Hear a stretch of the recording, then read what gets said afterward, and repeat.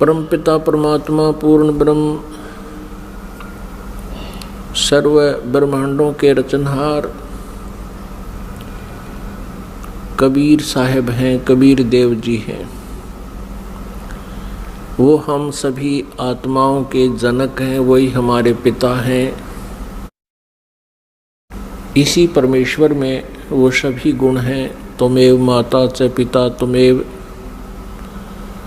त्वमेव बंधु च सखा त्वमेव, त्वमेव विद्या च द्रविण त्वमेव, त्वमेव सर्व मम देव देव। ये सर्व देव देव यही परमात्मा है जो सभी भगवानों का भगवान है, सबका मालिक है। अब प्रथम बार कोई श्रद्धालु ये वचन सुनता है कि कबीर देव, कबीर साहब पूर्ण परमात्मा है, परम अक्षर ब्रह्म है, सभी ब्रह्मांडों के रचयिता हैं, तो ये बात, ये वचन कुनीन की तरह जीवा पर रखे नहीं जाते।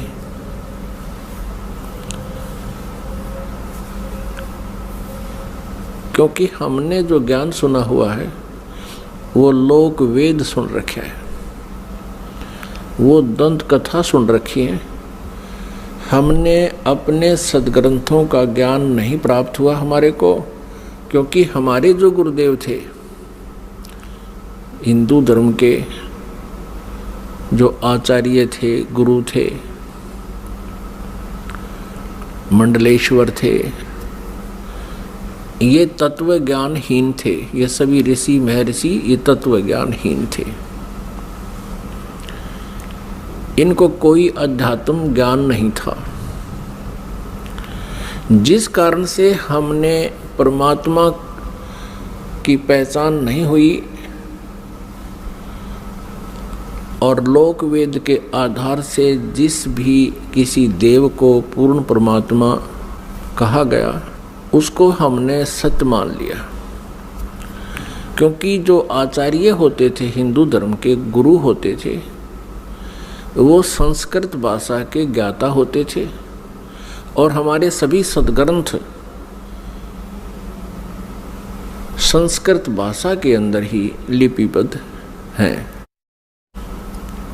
अब बाद में अनुवाद कर दिया गया हिंदी में या अन्य किसी भी लैंग्वेज में, वो बाद की बातें हैं। प्रारंभ में अभी तक ये, प्रारंभ से लेकर अभी कुछ समय पहले तक ये सभी संस्कृत में विद्यमान थे और संस्कृत वाले तो अब भी एज इट इज हैं। अनुवादकर्ताओं ने अपनी अपनी भाषाओं में उनको ट्रांसलेट कर दिया है। अब जिस कारण से जनता जो थी, श्रद्धालु थे, वो उन गुरुओं पर, आचार्यों पर, मंडलेश्वरों पर विश्वास करते रहे कि ये संस्कृत के ज्ञाता हैं, संस्कृत बहुत अच्छी धारावाहिक बोल लेते हैं और सभी सदग्रंथ भी हमारे संस्कृत भाषा में लिखे हैं। जिस कारण से उस गुरु जी के विषय में कोई भी हमारे अंदर जो शंका उत्पन्न नहीं हुई, अविश्वास नहीं हुआ कि ये गलत कह रहा है। क्योंकि टीचर जो होता है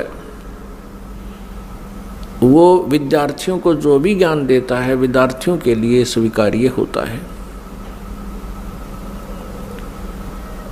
अध्यापक से कुछ भी बोल रहा है तो बच्चे उसमें ऑब्जेक्शन नहीं करते, शिरोधार्य करते हैं। एक अध्यापक ने एक कोई प्रश्न का उत्तर इतिहास का बच्चों को पढ़ाया और उस लड़के का पिता भी एजुकेटेड था, लेकिन वो सर्विस नहीं कर रहा था, अपना अन्य व्यवसाय करता था। तो उस लड़के के पिता ने, फादर ने देखा कि जो बच्चे ने प्रश्न का उत्तर लिखा हुआ है वो गलत लिखा है। उसने अपने पुत्र से कहा कि बेटा तुमने ये गलत लिख रखा है। तो लड़के ने उत्तर दिया, नहीं पिताजी, हमारे गुरुदेव ने बोला है ये सही है। तो पिताजी ने कहा, नहीं बेटा इसको ठीक कर लो।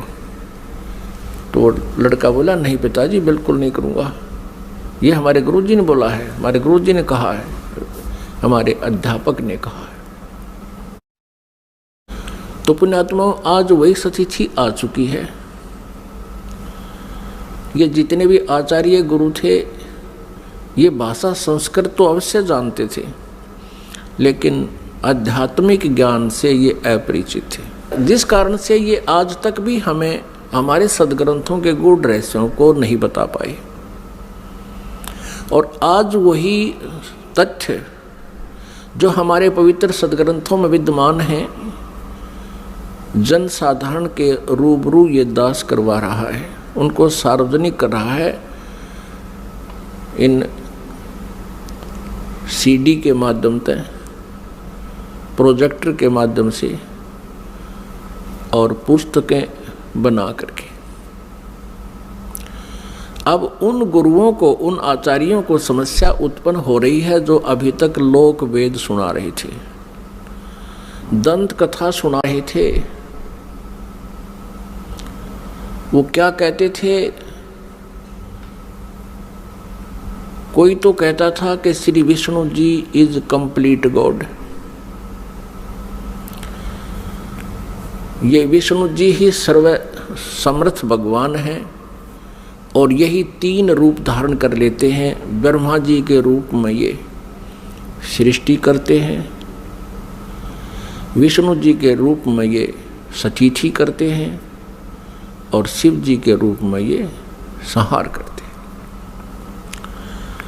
कोई कहता था कि भगवान शिव महेश हैं, महेश्वर हैं, देवों के भी देव हैं, यही सबके उत्पत्ति करता है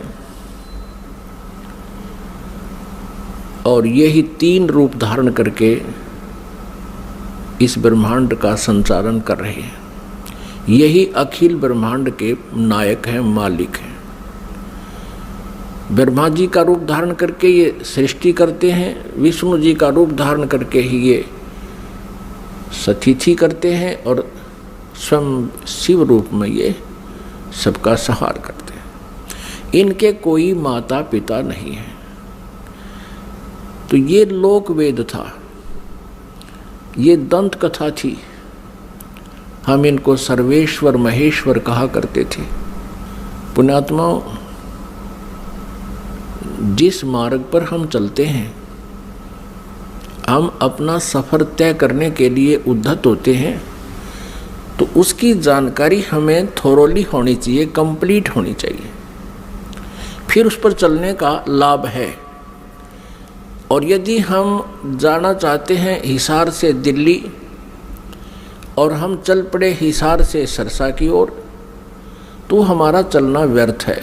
चाहे हम कितनी स्पीड से जा रहे हैं, कितनी गाड़ी को दौड़ा रहे हैं, वो व्यर्थ है। और किसी कारण से आप हिसार से और सिरसा जा रहे हो और रास्ते में कोई इत्तेफाक से कोई व्यक्ति मिल जाता है, पूछ लेता है कहाँ जा रहे हो जेंटलमैन, तो आप कहोगे कि हम दिल्ली जा रहे हैं। वो व्यक्ति आपसे ये कहे कि ये दिल्ली वाला वे नहीं है, ये दिल्ली मार्ग नहीं है, ये तो आप उल्टा जा रहे हो, सिरसा साइड में पंजाब की तरफ जा रहे हो। तो उस जेंटलमैन को विचार करना चाहिए कि ये व्यक्ति ऐसे क्यों बोल रहा है, क्योंकि वो तो अपने हिसाब से दिल्ली जा रहा है, लेकिन उसकी अपनी सोच है कि वो दिल्ली जा रहा है, लेकिन मार्ग गलत है, उसकी दिशा गलत है। तो उस जेंटलमैन को, उस भद्र पुरुष को चाहिए वेरीफाई करे। और वेरीफाई करने का सबसे इजी तरीका ये है, या तो किसी और व्यक्ति से पूछे और वो भी यही कह रहा है और आपका नहीं यकीन हो रहा, तो फिर मैप देखे, मैप अपना मानचित्र देखे और पूछे मैं कहाँ खड़ा हूँ, तो वो लिखा है शहर का नाम कि आप यहाँ सिरसा आ चुके हो, सिरसा से 10 किलोमीटर दूर खड़े हो। तो फिर मानचित्र भी यही बता रहा है और सामने वाला जो भद्र पुरुष आपको बताना चाहता है कि आपकी दिशा गलत है।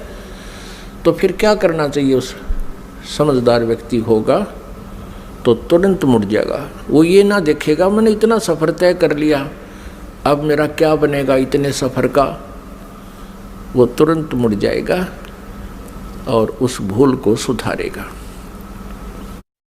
ठीक इसी प्रकार जो भक्तात्मा गलत साधना कर रहे हैं वो कुमार्ग पर जा रहे हैं।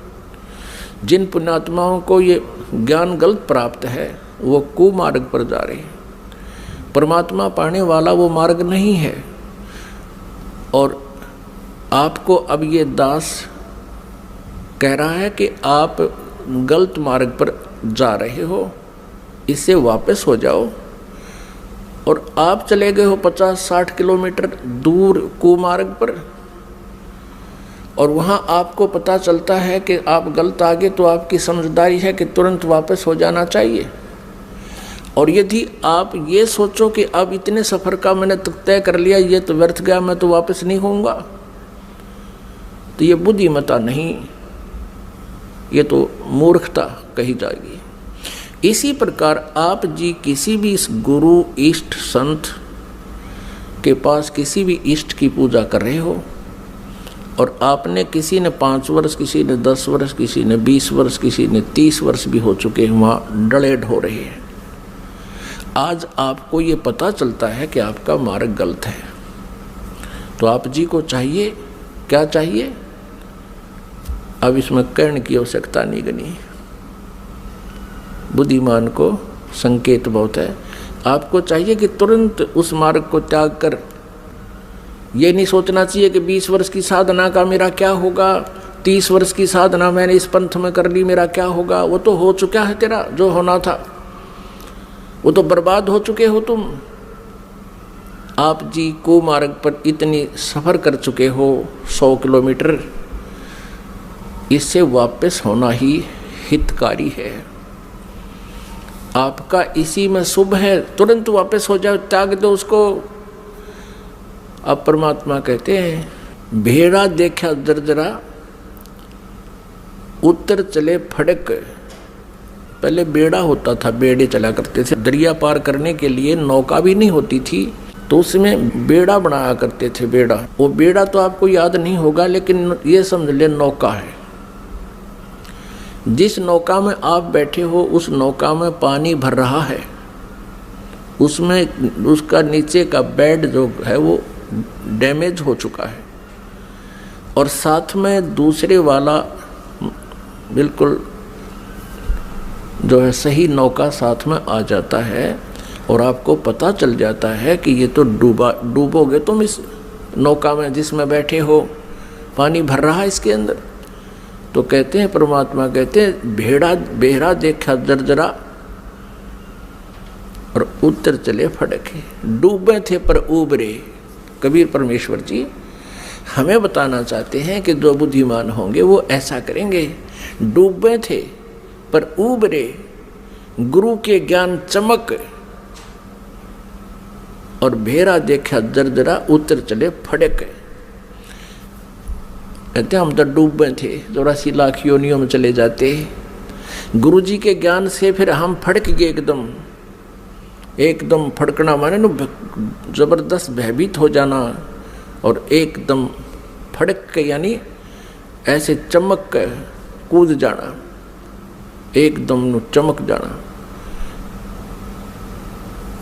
मतलब सेकंड का विचार भी नहीं करने का समय है। डूब रहा है तो एकदम दूसरा साथ में खड़ा है, अच्छा स्थान है, तो उस पर चमक एकदम कूद जाना, उसको कहते हैं डूबे थे पर उबरे। गुरु के ज्ञान चमक, एकदम चमक का पड़ा है भाई, एकदम ऐसे सतर्क हो जाना। और भेड़ा देखा दरदरा, दरदरा माने टूटन डूबन हो रहा है, तो उत्तर चले फड़क। तो उस पुण्यात्मा को अब विलंब नहीं करना चाहिए गुरु बदलन में। उस मार्ग में कितना ही चला गया उसको तुरंत त्याग देना चाहिए। वो तो बिल्कुल कुमार्ग पर, आप तो 200 किलोमीटर 100 किलोमीटर दूर चले गए हो, वो आना वापस पड़ेगा, आना ही पड़ेगा। आगे जितने कदम रखोगे वो गलत ही है, दूर ही जाओगे।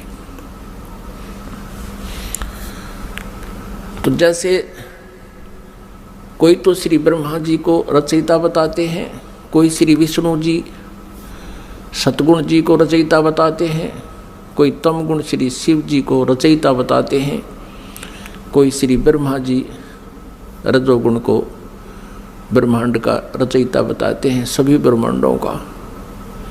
पुण्यात्माओं, ये लोकवेद है।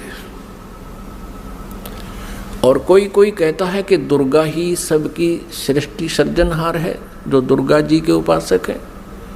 जो श्री देवी जी के उपासक हैं वो देवी जी को ही सब कुछ मानते हैं।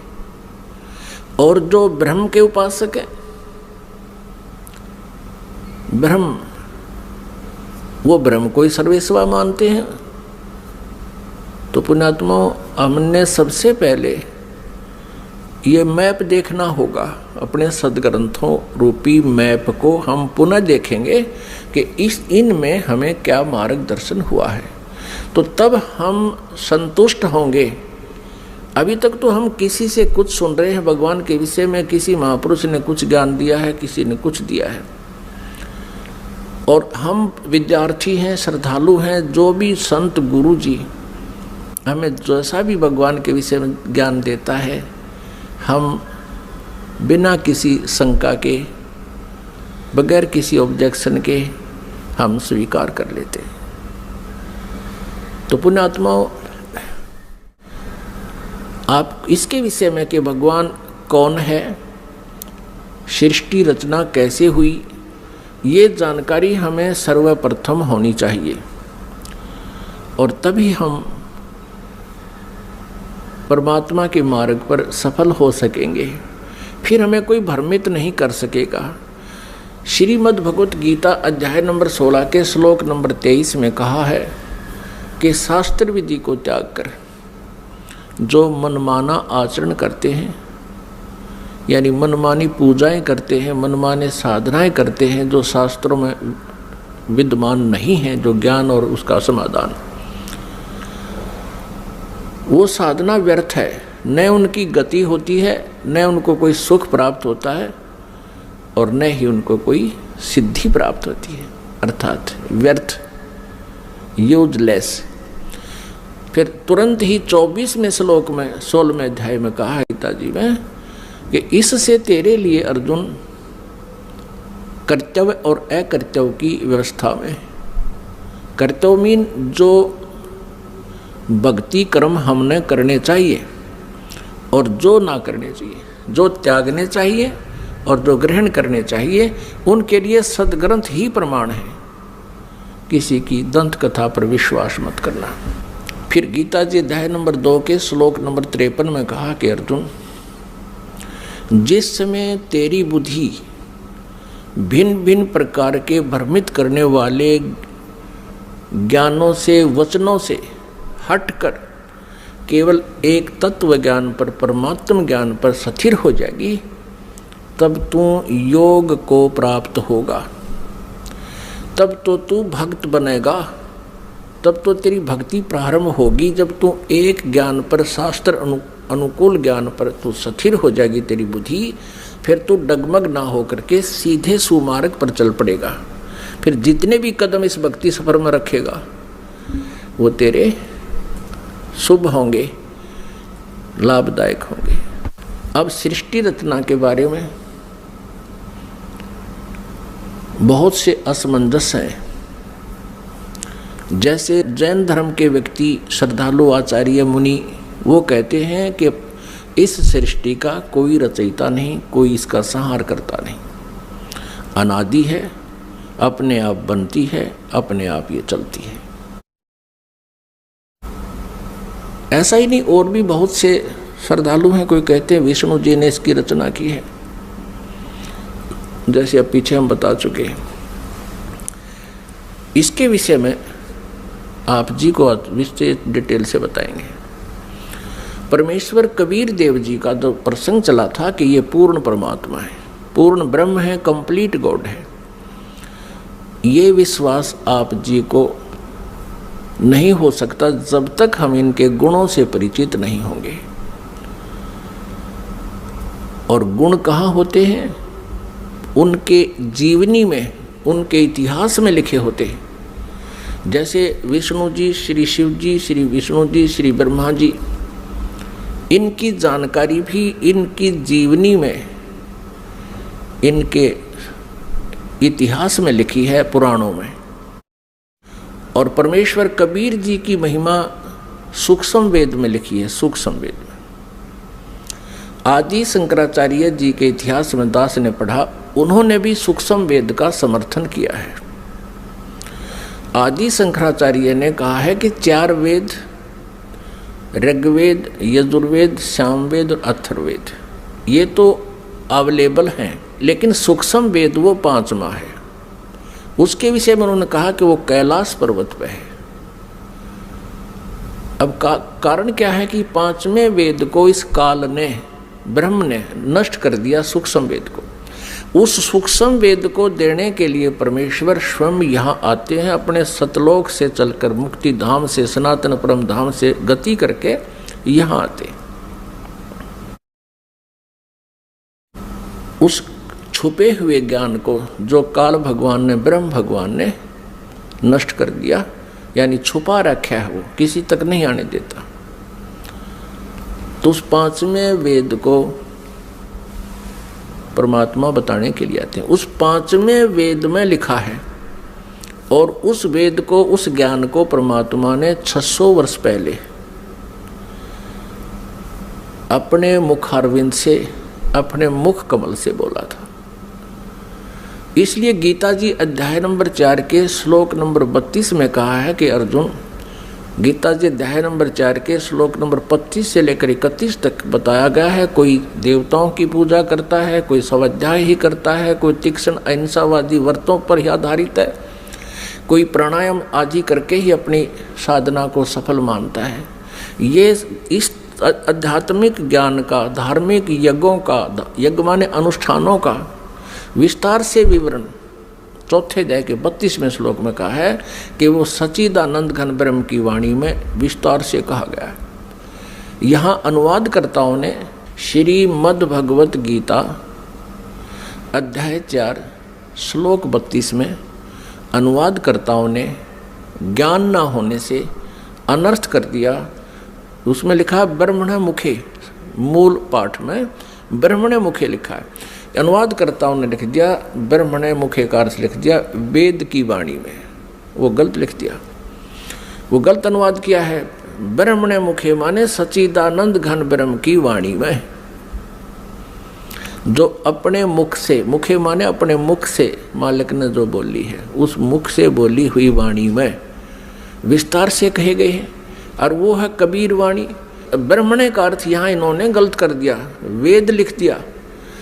और गीता जी अध्याय नंबर 17 के श्लोक नंबर 23 में ओम तत्सत इति निर्देश है ब्रह्मण त्रिविद समर्थ है, वहाँ ब्रह्मण का अर्थ इन्होंने ठीक किया है, क्योंकि वहाँ विचलित नहीं हुए। ये सच्चिदानंद घन ब्रह्म लिखा है ब्रह्मण का अर्थ, तो यहाँ 4थे अध्याय के 32वें श्लोक में भी ब्रह्मण का अर्थ लिखना पड़ेगा, सच्चिदानंद घन ब्रह्म की वाणी में विस्तार से कहे गए। फिर 4थे अध्याय के 34वें श्लोक में कहा कि वो तत्व ज्ञान है जो 5वें वेद में लिखा है, सूक्ष्म वेद में लिखा है। उस तत्व ज्ञान को तू तत्वदर्शी संतों के पास जाकर समझ, उनको दंडवत प्रणाम करने से, कपट छोड़ गए विनम्र भाव से प्रसन्न करने से वो तत्वदर्शी संत तुझे उस परमात्म तत्व का ज्ञान कराएंगे। इससे ये भी सिद्ध हो गया कि गीता ज्ञानदाता उस 5वें वेद से परिचित नहीं है, इसलिए उसने ऑप्शन छोड़ दिया कि आप उस ज्ञान को तो तत्वदर्शी संतों से समझो। तो परमेश्वर कबीर देव जी स्वयं आते हैं वो पूर्ण ब्रह्म तत्वदर्शी संत की भूमिका करने के लिए।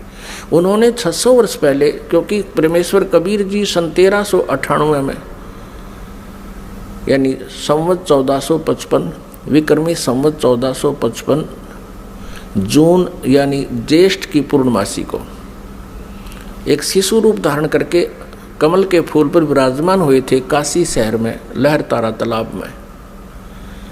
फिर लीला करते हुए बड़े हुए, उनको एक नीरुनिमा नाम के जुलाहा उठा ले गए थे। उसी व्यवसाय में मालिक रहने के कारण वो परमेश्वर जुलाहा धारणक कहाए। उन्होंने 600 वर्ष पहले अपने उस सूक्ष्म वेद में लिखा है, बताया है। उसको ये दास अब अपने शब्दों में परमात्मा के ज्ञान को आप तक पहुंचाना चाहेगा। परमेश्वर ने बताया है कि सबसे पहले केवल अकेले पूर्ण परमात्मा थे, कबीर देव थे। वो अनामय लोक में रहते थे, अनामय, और परमात्मा अकेले थे। उसके बाद परमेश्वर ने अन्य 3 लोकों की और रचना की। अकय लोक से नीचे वाला अनामय लोक कहो, चाहे अनामी लोक कहो, अकय लोक कहो। अकय लोक से नीचे अगम लोक है, उससे नेक्स्ट अलख लोक है, और फिर उससे जो तीसरा स्थान नीचे सत्यलोक है, जिसको सनातन परमधाम कहते हैं। और सत्यलोक में परमात्मा सत्य पुरुष नाम से विद्यमान है। एक ही परमेश्वर ने अपने अन्य 3 रूप और बनाए। तो इस प्रकार प्रत्येक लोक में परमात्मा अलग अलग नामों से, अलग अलग स्थिति से स्वयं ही विराजमान हुए। अब सतलोक के अंदर सृष्टि रचना प्रारंभ की। अपने आत्माओं जैसे केवल पृथ्वी लोक पर ही, इस पृथ्वी ग्रह पर ही सृष्टि जो है विद्यमान है, और अन्य ये जितने ग्रह हैं, मंगल ग्रह, बुध ग्रह, ये शनि ग्रह, ये सब खाली पड़े हैं। इसी प्रकार सतलोक के अंदर परमात्मा सत्य पुरुष कबीर देव जी, जिसको परम अक्षर ब्रह्म भी कहते हैं, उन्होंने वहाँ सतलोक में रचना शुरू की। एक वचन से 16 द्वीप बना दिए, 16 द्वीप, और फिर एक एक वचन से एक एक पुत्र की उत्पत्ति कर दी।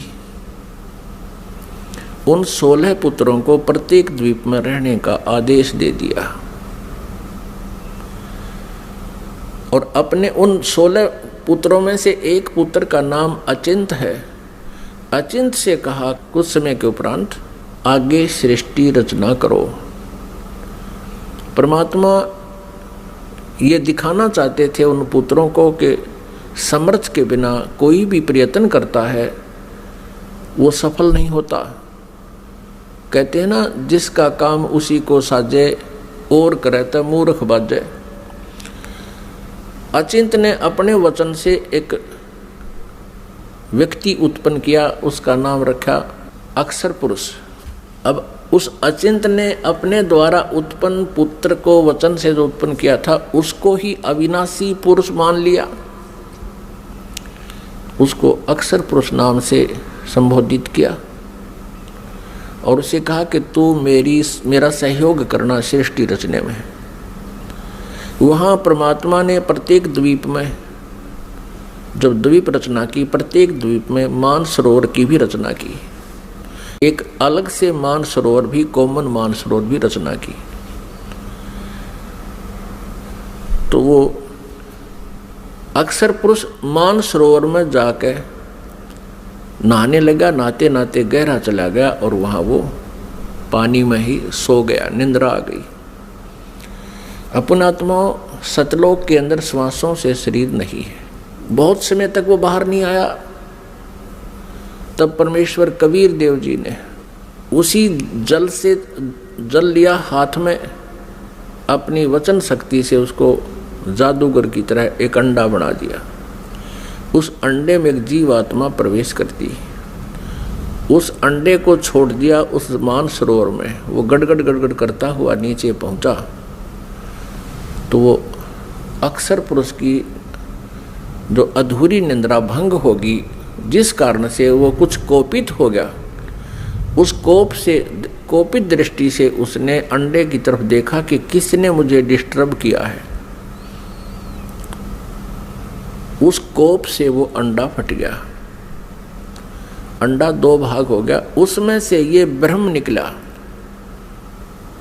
अब आगे चल के इसी इतिहास में, इसी लीला कहानी में अमर कथा में या सत्यनारायण कथा जो दास आपको सुना रहा है, अभी तक जो विष्णु जी को सत्यनारायण मानकर सत्यनारायण कथा कहा करते थे, वो सत्यनारायण कथा नहीं थी। अब ये है सत्यनारायण कथा। सत्यनारायण माने अविनाशी भगवान की कथा। तो उसमें से ये ब्रह्म निकला। आगे चल के आप 3 प्रभुओं से परिचित होंगे जो ब्रह्मा विष्णु महेश जी से भिन्न है। एक सर्वब्रह्म, इसको सर्वब्रह्म भी कहते हैं, सर्वब्रह्म। और दूसरा ये अक्षर पुरुष यानी अक्षर ब्रह्म। ये अक्षर पुरुष कहो तो अक्षर ब्रह्म कहो। और अंडे से निकला ये सर्वब्रह्म, सर्वब्रह्मन नाशवान, क्योंकि अक्षर पुरुष को तो अचिंत ने नाम दे दिया कि तो अविनाशी व्यक्ति उत्पन्न कर दिया मैंने, अक्षर पुरुष। अब वो स्वामी जितना हो जाता है फिर वही पुरुष प्रभु, पुरुष माने प्रभु भी कहते हैं। तो अक्षर पुरुष कहो या अक्षर ब्रह्म कहो, एक ही के 2 पर्यायवाची नाम है। इसी प्रकार सर पुरुष कहो, ये ब्रह्म जो अंडे से निकला ये सर पुरुष है, इसको सर ब्रह्म कहो, इसके पर्यायवाची नाम है। इसको ज्योति स्वरूपी निरंजन भी, काल भी, ये ब्रह्म ही आगे चल के काल भी कहा जाएगा। अब याद रखना, क्योंकि पुण्यात्मा जब तक आप इस इतिहास से परिचित नहीं होगे, सृष्टि रचना से, आप किसी भी सदग्रंथ को नहीं समझ सकते। तब परमेश्वर ने आदेश दिया उन दोनों को कि तुम बाहर आओ। अचिंत पुरुष तुम निंद्रा में थे, न वो अक्षर पुरुष तुम निंद्रा में थे, तुम्हें जगाने के लिए ये सब प्रोसेस अपनाया है, तुम बाहर आ जाओ। दोनों बाहर आ गए। अब परमात्मा ने अचिंत से कहा कि अचिंत, अब देख लिया तूने, समर्थ के बिना कोई कार्य सफल नहीं होता। अब तू तो इसको बाहर भी नहीं निकाल सकता था। और आगे से ध्यान रखना कि बीच में टांग अड़ाओ मेरी क्रिया में, इसलिए तुम्हें तुम्हारे सामर्थ्य से परिचित कराया है। तो अचिंत ने कान पकड़ दिए कि दाता हम कुछ नहीं कर सकते। अब परमेश्वर ने आदेश दिया उन दोनों को, किसको? सरपुरुष अर्थात जिसको सर्वब्रह्म भी कहते हैं, जो आगे चल के ब्रह्मा विष्णु महेश का पिता सिद्ध होगा इसी कथा में। सरपुरुष और अक्षर पुरुष को दोनों से कहा कि तुम उस अचिंत के द्वीप में रहो। इन दोनों ने आज्ञा का पालन किया। और तीनों कौन? अचिंत, अक्षर पुरुष और सरपुरुष, जिसको सर्वब्रह्म भी कहते हैं। और यहाँ हम सीधी भाषा में उसको ब्रह्म भी कहने लगे। आगे डिफाइन करेंगे ब्रह्म क्यों कहने लगे। अब ये तीनों एक द्वीप में रह रहे हैं। बाकी जो अन्य 15 जने हैं, परमात्मा के वचन से उत्पन्न वो पुत्र, वो अलग अलग सिंगल द्वीप में रह रहे थे। कुछ समय उपरांत परमेश्वर ने हम सभी आत्माओं को, आप जी को, सारे ब्रह्मांडों की जितनी आत्माएं हैं, अपने शरीर से, अपने वचन से उत्पन्न कर दिया। और वहाँ हम तेजोमय शरीर में विद्यमान थे। नूरी शरीर है हमारा, यानी तेजोमय शरीर है, एक तत्व से बना हुआ है। उसमें नाड़ी, वो शुक्रम अकायम असनाविरम, वो जैसे हमारी शुक्र से बनी हुई काया नहीं होती जो माता पिता के संयोग से बनती है, उसमें नाड़ी आदि का जुगाड़ दौड़ नहीं होता, नाड़ी तंत्र नहीं होता। इसी ऐसा ही शरीर परमात्मा का है, साकार है, मनुष्य दृश्य है, तेजों में है। लेकिन परमात्मा के शरीर का और हमारे शरीर के नूर में, सामर्थ्य में, शक्ति में और उसके नूर में, प्रकाश में अंतर है। पूर्ण परमात्मा सत्य पुरुष यानी कबीर देव जी का जो सतलोक में शरीर है, उसका एक रोमकूप में करोड़ सूर्य, करोड़ चंद्रमा से भी अधिक रोशनी है। और हमारा वहाँ शरीर कैसा था, जो शेष वहाँ रह रहे हैं उनका कैसा शरीर है, और हम जब परमात्मा ने अपने वचन से उत्पन्न किए थे तब हमारा कैसा शरीर था, मनुष्य दृश्य था। और हमारा शरीर 16 सूर्य जितने प्रकाश युक्त था, हमारे पूरे बॉडी का शरीर 16 सूर्य जितना तेज था। यहाँ की जो सूर्य, लेकिन गर्मी ना हो। हम सभी वहाँ रहने लगे, वहाँ कोई दिक्कत नहीं थी, किसी प्रकार का कोई अभाव नहीं था, वहाँ जरा और मरण नहीं था, वहाँ जन्म मृत्यु नहीं होता था और बुढ़ापा भी नहीं आता था वहाँ पर। अपने आत्माओं यहाँ विचार करना कि हम यहाँ कितने दुखी हैं और फिर भी हम ये सोचे हैं हमारी मृत्यु ना हो, और जबकि हमें पता है कि मृत्यु तो डेफिनेट होगी, यहाँ का विधान है, और फिर भी हमारी मरने की इच्छा नहीं। कारण क्या है कि हम ऐसे लोक में रहा करते थे जहाँ मृत्यु नहीं होती थी, जिस कारण से हमें ये मरना अच्छा नहीं लगता। और बिल्कुल ठीक है, वे क्यों तो जन्म हुआ था और फिर क्यों मारे। 30, 40, 50, 60, 70, 80 वर्ष तो हम ये मकान मकून बनाने में लावा, फिर इसमें रहने पाते ना, 1 मिनट में कड़च कर देता है यहाँ का भगवान। तो वहाँ जरा और मरण नहीं था, जरा माने बुढ़ापा। अब कोई भी बूढ़ा होना पसंद नहीं करता, सबने सोचा मैं युवा दिखूं। और ये बड़े बड़े नेता तो सर्जरी करा कर मेकअप करना चाहें, कब तक करोगे? 10 साल पाछे फिर फ्यूज होगे। तो कहने का भाव ये है कि हमारी नेचर है ऐसी कि हम युवा दिखें, लेकिन यहाँ तो बनावटी आर्टिफिशियल है सारा, और वहाँ ओरिजिनल था, तो हम वहाँ ऐसे रहते थे। कुछ दिनों के उपरांत, यानी दिन नहीं है वहाँ पर, क्योंकि दिन हम वैसे बोल देते हैं, वहाँ दिन रात नहीं होती, तेजों में प्रकाश में वो लोक है, प्रकाश में सब आत्माएं हैं, प्रकाश में परमात्मा है, वहाँ सूर्य उदय और अस्त नहीं होता। तो वहाँ कुछ समय के उपरांत इस ज्योति निरंजन, जिसको सरपुरुष कहा है, जिसको सरब्रह्म कहते हैं, जो गीता जी में अपने आप को कहता मैं काल हूँ, वो ब्रह्म है जो श्री कृष्ण जी के शरीर में प्रवेश करके बोल रहा है। आगे इतिहास बताएंगे आपको, पूरा डिटेल देंगे। इसको धैर्यपूर्वक सुनना इस कथा को, क्योंकि ये पहली बार जो सुनता है उसको ऊट पटांग सी लगती है, लेकिन कुछ समय के बाद प्रमाण जब देखोगे आपको स्वीकार करना पड़ेगा और होगी स्वीकार्य। कुछ समय उपरांत इस सरपुरुष में एक खरपतवार उत्पन्न हुआ, खुरापात उत्पन्न हुआ। इसने सोचा कि हम 3 जने तो एक द्वीप में और हमारे अन्य भाई एक एक द्वीप में रह रहे हैं, तो वहाँ ये विधान का पता चला कि तप से राज्य प्राप्त होता है। उसने खड़ा होकर के एक पैर पर तप किया और 70 युग, यहाँ के 70 युग तक तप किया। तब पूर्ण परमात्मा ने, सत्य पुरुष ने, कबीर देव जी ने पूछा कि पुत्र तू किस लिए ये तप कर रहा है, क्या इच्छा है तेरी? तब इसने कहा कि भगवान ये द्वीप मेरे लिए छोटा है, थोड़ा है, हम 3 एक द्वीप में रह रहे हैं, अन्य भाई मेरे अलग द्वीपों में एक एक रह रहे हैं, मुझे अलग स्थान चाहिए। परमात्मा ने कहा ठीक है भाई, तुझे 21 ब्रह्मांड दे दिए। जैसे एक धनी पिता अपने पुत्र को 21 प्लाट दे दे, अगले बेटा ये तेरे हिस्से में 21 प्लाट आ गए। अब उन प्लाटों को पाकर, 21 ब्रह्मांड को पाकर, ये सरब्रह्म, हम संत लैंग्वेज में इसको क्षर ब्रह्म कहते हैं। क्षर ब्रह्म, क्षर अक्षर, अक्षर तो ये अक्षर ब्रह्म तो ये परब्रह्म है जो अचिंत के वचन से उत्पन्न हुआ, और क्षर ब्रह्म है ये परमात्मा के वचन से, अंडे से उत्पन्न हुआ। ये क्षर ब्रह्म जो है 21 ब्रह्मांडों में, कभी उसमें जा कभी उसमें सैर सपट्टे करे, देख रहा है इनको। फिर मन में इसने सोचा कि इनमें कुछ कंस्ट्रक्शन होनी चाहिए। इस उद्देश्य से इसने फिर 70 युग तब फिर किया। तब परमेश्वर ने पूछा भी अब क्या चाहता है? प्लाट तेरे को दे दिए, 21 ब्रह्मांड दे दिए।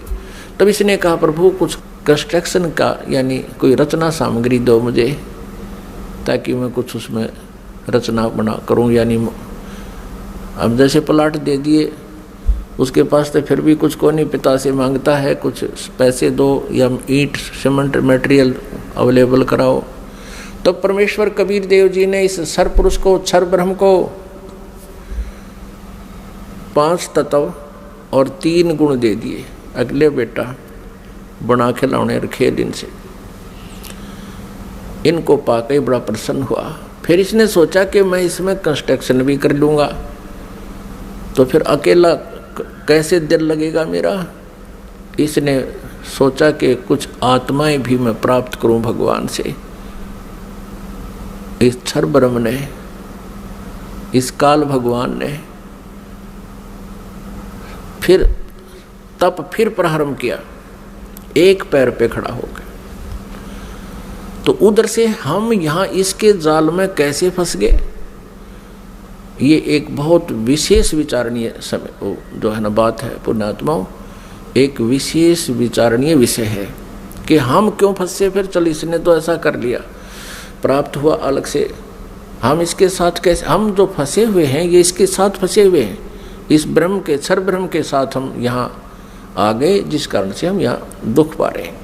अपने पिता को छोड़ आए जहाँ कोई अभाव नहीं था, कोई जन्म मृत्यु नहीं थी। तो हम कैसे फंसे कि हम वहाँ देख रहे थे इसके तप को, और जब ये खड़ा होकर तप कर रहा था, एक पैर पे खड़ा होकर, हम सभी इस पर आसक्त हो गए, इतने आसक्त हो गए। ओहो देख कितने दिन से एक पैर पे खड़ा है, कभी इस पैर को कर लेता है, कभी उस पैर पे खड़ा हो जाता है, और ऐसे करके खड़ा है कभी। तो हम इसकी इन अदाओं से इतने प्रभावित हो गए, हम अपने भगवान से भी दिल हटा बैठे। जो हमें सर्व सुख दे रहा था, सब सुविधाएं उपलब्ध करा रहा था, हम उससे हटकर इसके ऊपर आसक्त हो गए। तो पुण्यात्माओं, यही बीमारी, यही स्वभाव आप और हम सभी को वहाँ से लगी थी। जैसे यहाँ के हीरो और हीरोइन, अभिनेता अभिनेत्री अपने पेट के लिए, रोजी रोटी के लिए एक्टिंग करते हैं, अदाएं करते हैं, उछल कूद करते हैं, और ये युवा वर्ग बच्चे उनको देखकर इतने आसक्त हो जाते हैं, पूछो मत।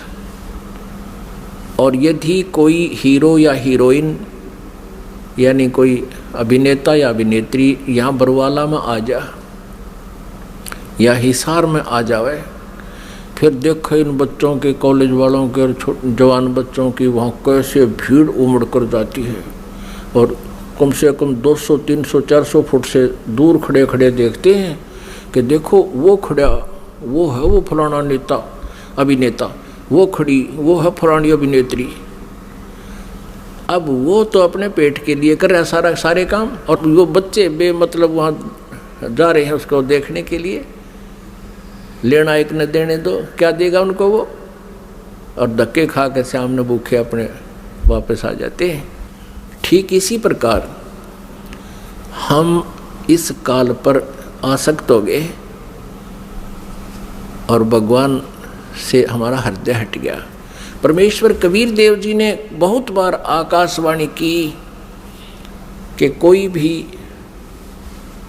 इस ज्योत निरंजन के इस ड्रामे को मत देखे, इस पे प्रभावित ना हो,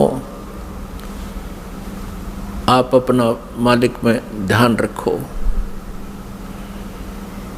लेकिन हम ऊपर से तो सावधान हो गए, जैसे हम बिल्कुल इसको नहीं चाहते, लेकिन अंदर से कसक नहीं गई। वो तो अंतर्यामी है परमात्मा। तो उस समय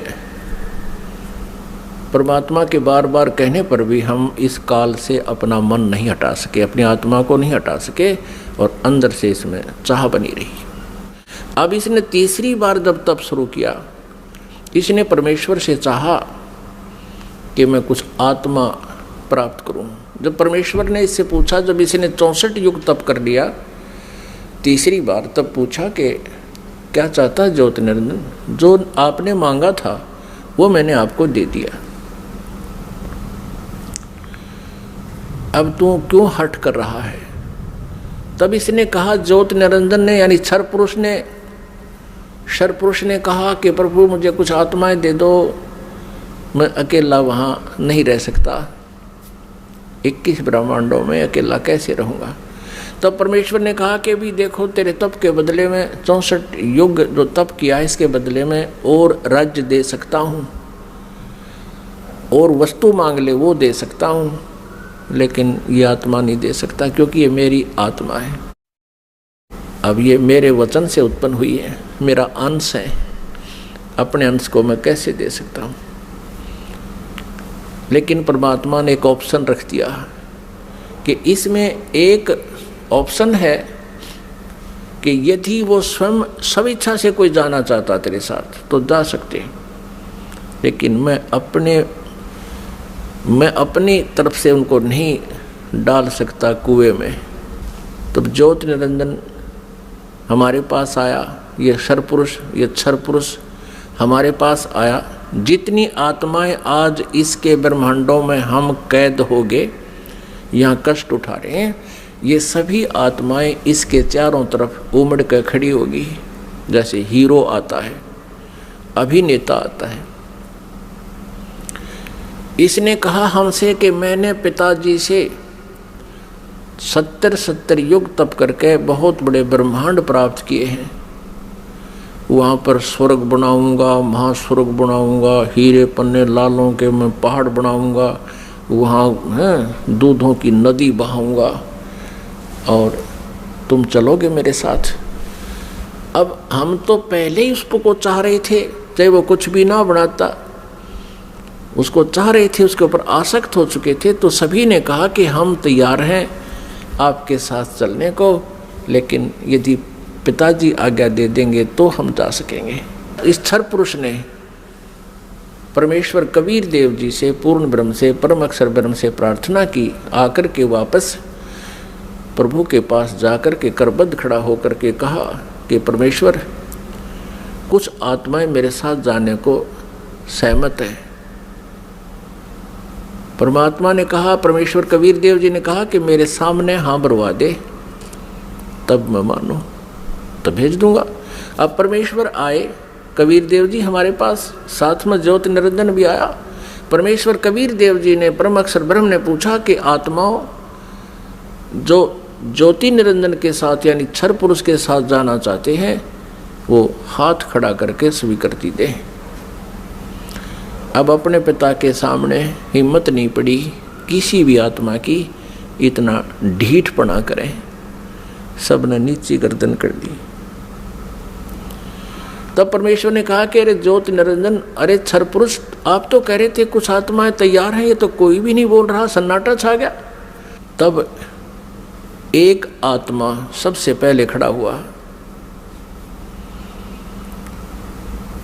उसने सोचा कहीं आम रह जावा यहीं पर। उसने खड़ा होकर कहा कि पिताजी, हाँ, उसने हाथ खड़ा किया कि पिताजी मैं जाना चाहता हूँ। फिर तो हम जैसे सारे सोचा कदे हम पीछे रह जावे, हमने भी सब न कर दिया, ऐसे सब ने हाथ खड़े कर दिए। जितने भी खरबों अनगिन यहाँ पर आए हुए हैं, अकाउंटिंग नहीं कर सकते, इतने जीव आगे इसके अलावा से। परमात्मा के पास तो सब अकाउंटिंग है, सब उनकी डिटेल है, लेकिन हम नहीं कर सकते जीव संज्ञा। जितने भी 21 ब्रह्मांड में प्राणी हैं, ये सब सतलोक से आए हैं, चाहे चींटी है, चाहे हाथी है, रंक है या राजा है, किसी भी पशु पक्षी की योनि वो जीव जंतु की भोग रहा है। तब परमेश्वर ने कहा भी ठीक है ज्योति निरंजन, जिन जिन ने तेरे साथ आने का हृदय से चाह की है, सब इच्छा से तेरे साथ जाना चाहते हैं, उनके सब के नंबर नोट मैंने कर लिए, वो मेरे पास है। आप जाओ अपने ब्रह्मांडों में, क्योंकि ये ब्रह्मांड पहले वहीं थे सतलोक के एक लास्ट कोने में, बिल्कुल एकांत स्थान पर सतलोक में, और हम रह रहे थे उस मेन सतलोक में। जैसे एक तो बाहरी विलेज हो दिल्ली क्षेत्र के, दिल्ली राज्य के एक शहरों का स्थान, बीच में मध्य स्थान हो, हम वहाँ रह रहे थे। और इस काल के थे बाहरी दिल्ली, समझ लो वहाँ 21 ब्रह्मांड थे। ये निरंजन चला गया वहाँ पर अपने ब्रह्मांडों में। ये क्षर पुरुष, इसको ज्योत निरंजन भी कहते हैं, इसको काल भी कहते हैं। आगे चल के ये इसके कई नाम रखे जाएंगे इसी कहानी में। तो उधर से परमात्मा ने क्या किया, जिस आत्मा ने सर्वप्रथम हाथ खड़ा कराया था, स्वीकृति दी थी क्षर पुरुष के साथ जाने की,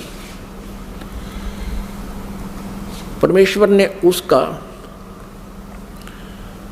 एक युवा स्त्री रूप बना दिया, लेकिन उसको प्रजनन इंद्रिय नहीं लगाई। और सभी आत्माएं जो उसके साथ आना चाहती थी, स्वेच्छा से स्वीकृति दी थी, उन सब को बीज रूप बनाया अपने वचन से और दुर्गा के अंदर प्रवेश कर दिया। जैसे आजकल तो इस मार्ग को समझना बहुत आसान है। ये डॉक्टर लोग क्या करते हैं, जैसे बताते हैं कि एक ग्राम ब्लड में बिरानी कितने 80 लाख बिरानी 50 लाख जीवाणु तो एक टाइप के होते हैं, अन्य और टाइप के, और उस ब्लड को दूसरे में डाल दिया जाता है या तो वो और बढ़ जाते हैं, दूसरे में डाले जा सकते हैं ऐसे जीवाणु भी। तो ऐसे ये व्यवस्था समझो, परमात्मा ने इस लड़की जो युवा बनाई थी उसका नाम रख दिया प्रकृति देवी। उसको माया भी बोलते हैं, आदि माया। प्रकृति देवी कहो, आदि माया कहो। आगे चल के यही अष्टंगी कहलाई और यही दुर्गा कहलाई। अब इसको श्री दुर्गा कहें। श्री दुर्गा जी के शरीर में प्रवेश कर दिया सभी आत्माओं को और कहा, बेटी मैंने तेरे को आशीर्वाद दे दिया है। परमेश्वर ने कहा कि बेटी मैंने तेरे को आशीर्वाद दे दिया है और सभी आत्माएं तेरे अंदर प्रवेश कर दी हैं, और आप वहाँ जाइए ज्योत निरंजन के पास, और जितने भी वो जीव कहे अपने वचन से उत्पन्न कर दिए नर और मादा, ये कहकर उतने ही वो सामने प्रकट हो जाएंगे। और परमेश्वर ने अपने पुत्र सहज दास को, जो उन 16 पुत्रों में से जो सर्वप्रथम उत्पन्न किए थे उनमें से एक था, सहजदास से कहा कि पुत्र अपनी बहन को साथ ले जाओ और इस ज्योत निरंजन के पास छोड़ आओ, क्षर पुरुष के पास छोड़ आओ। इसको क्षर पुरुष भी कहते हैं, ज्योत निरंजन भी कहते हैं। यही आगे चल के गीता में जो कहता मैं काल हूँ, ये वो काल है, वहाँ छोड़ आओ। क्षर पुरुष को बता देना कि परमात्मा ने, यानी मेरी तरफ से कह देना कि इसके शरीर में सभी आत्माओं को प्रवेश कर दिया है और इसको वचन दे दिया है, आशीर्वाद दे दिया है, इसको शक्ति दे दी है, इसको वरदान दे दिया है कि जितने जीव तू चाहेगा नर और मादा, ये लड़की प्रकृति देवी ये उत्पन्न कर देगी।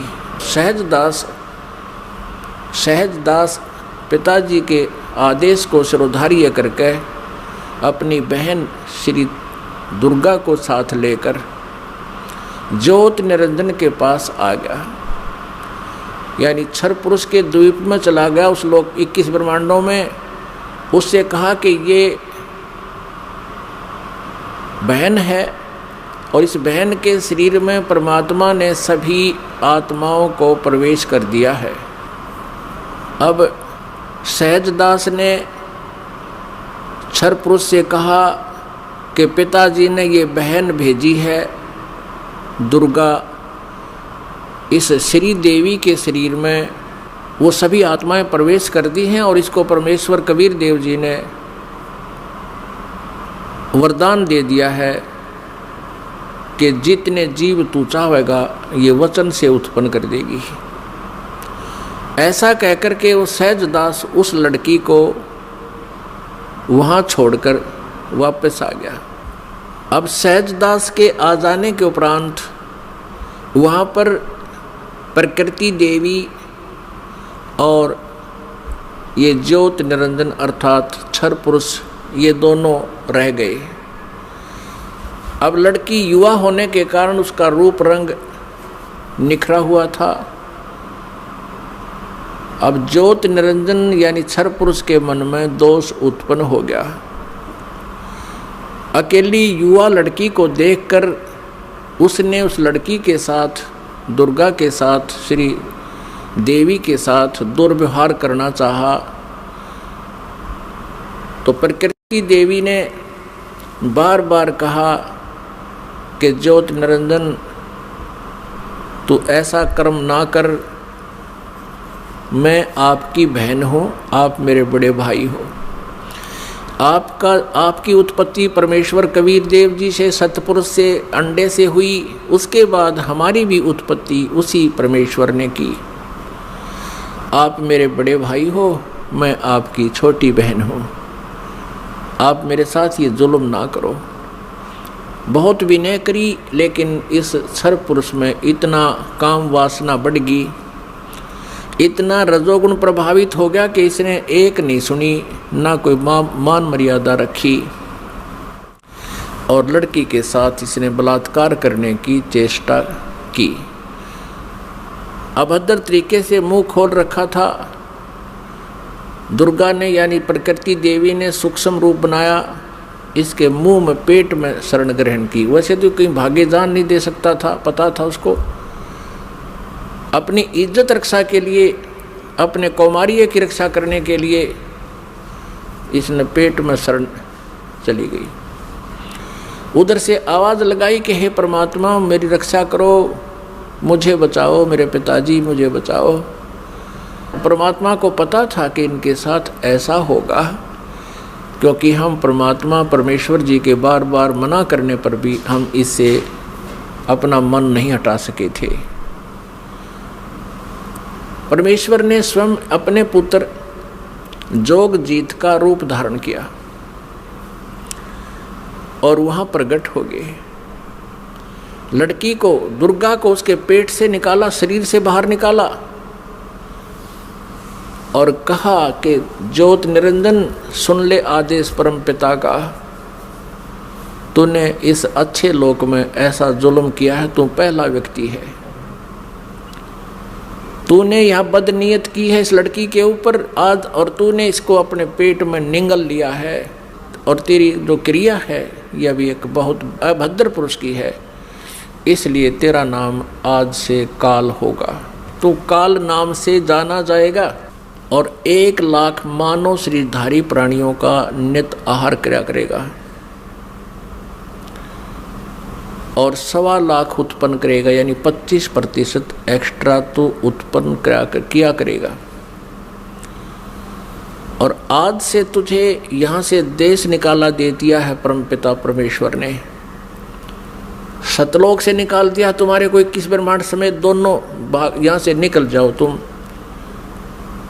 इतना ही कहा था, उसी समय ये 21 ब्रह्मांड वहाँ से ऐसे चल पड़े जैसे विमान स्पीड पकड़ लेता है। और इस प्रकृति देवी से, दुर्गा से परमात्मा ने कहा कि बेटी तुमने अपने पैर पे आप कवाड़ा मारा है, अब तुम सब इच्छा से इसके साथ जा रहे हो और पिताजी के दिल से तुम उतर गई, क्योंकि वहाँ परमात्मा अपना रूप बदले हुए खड़े थे। अब तुम यहाँ नहीं रह सकते। 21 ब्रह्मांड सतलोक से चले और सत्यलोक से, बाहरी अक्षेत्र से, सीमा से 16 शंख कोश, जैसे अरब खरब हैं, नील पद्म 10 पद्म, फिर शंख 10 शंख, ऐसे 16 शंख कोश। एक कोश लगभग 3 किलोमीटर का होता है, 48 शंख किलोमीटर समझो।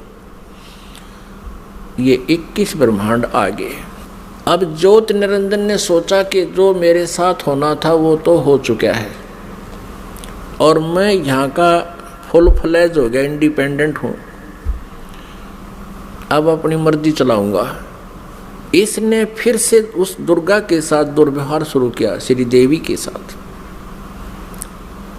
श्री देवी ने, दुर्गा ने फिर कहा कि ज्योति निरंजन यानी क्षर पुरुष, तू आंख खोल ले, देखो परमात्मा ने मुझे शक्ति दी है, वर्ड पावर दी है, शब्द शक्ति दी है, मैं वचन से जितने जीव तू कहेगा मैं उत्पन्न कर दूंगी तेरे यहाँ संसार के लिए। तू ये मैथुन सृष्टि प्रारंभ मत कर। लेकिन ये नहीं माना।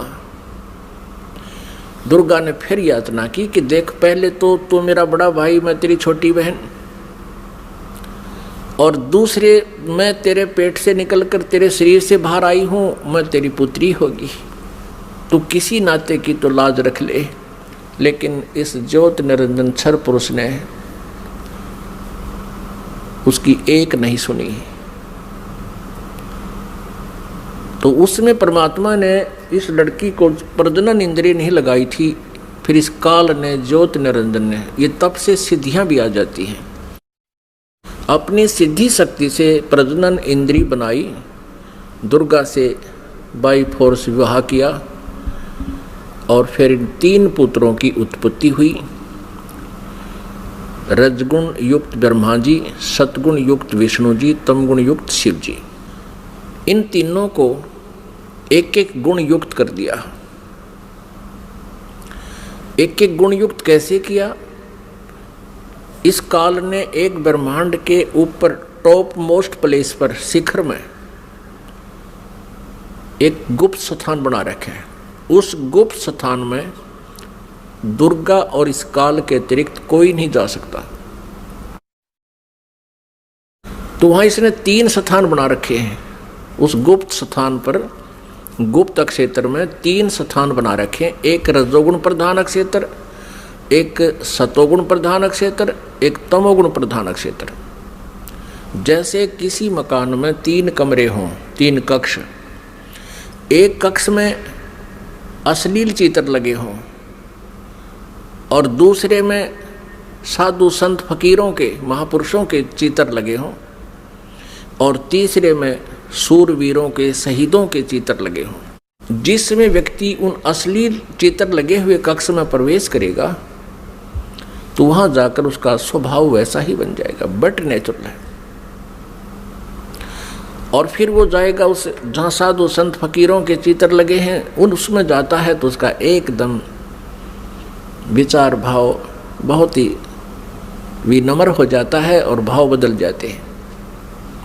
ऐसे ही जब वो जिस कक्ष में सूरवीरों के, शहीदों के चित्र लगे हैं तो वहाँ जाते ही उसका अपने आप मनोबल उसी प्रकार का हो जाता है, स्वभाव बन जाता है। तो ठीक इसी प्रकार इन तीनों पुत्रों को, रजगुण युक्त ब्रह्मा जी को जो कैसे बनाया कि दुर्गा को अपनी पत्नी रूप में, इस श्री देवी को पत्नी रूप में रखा।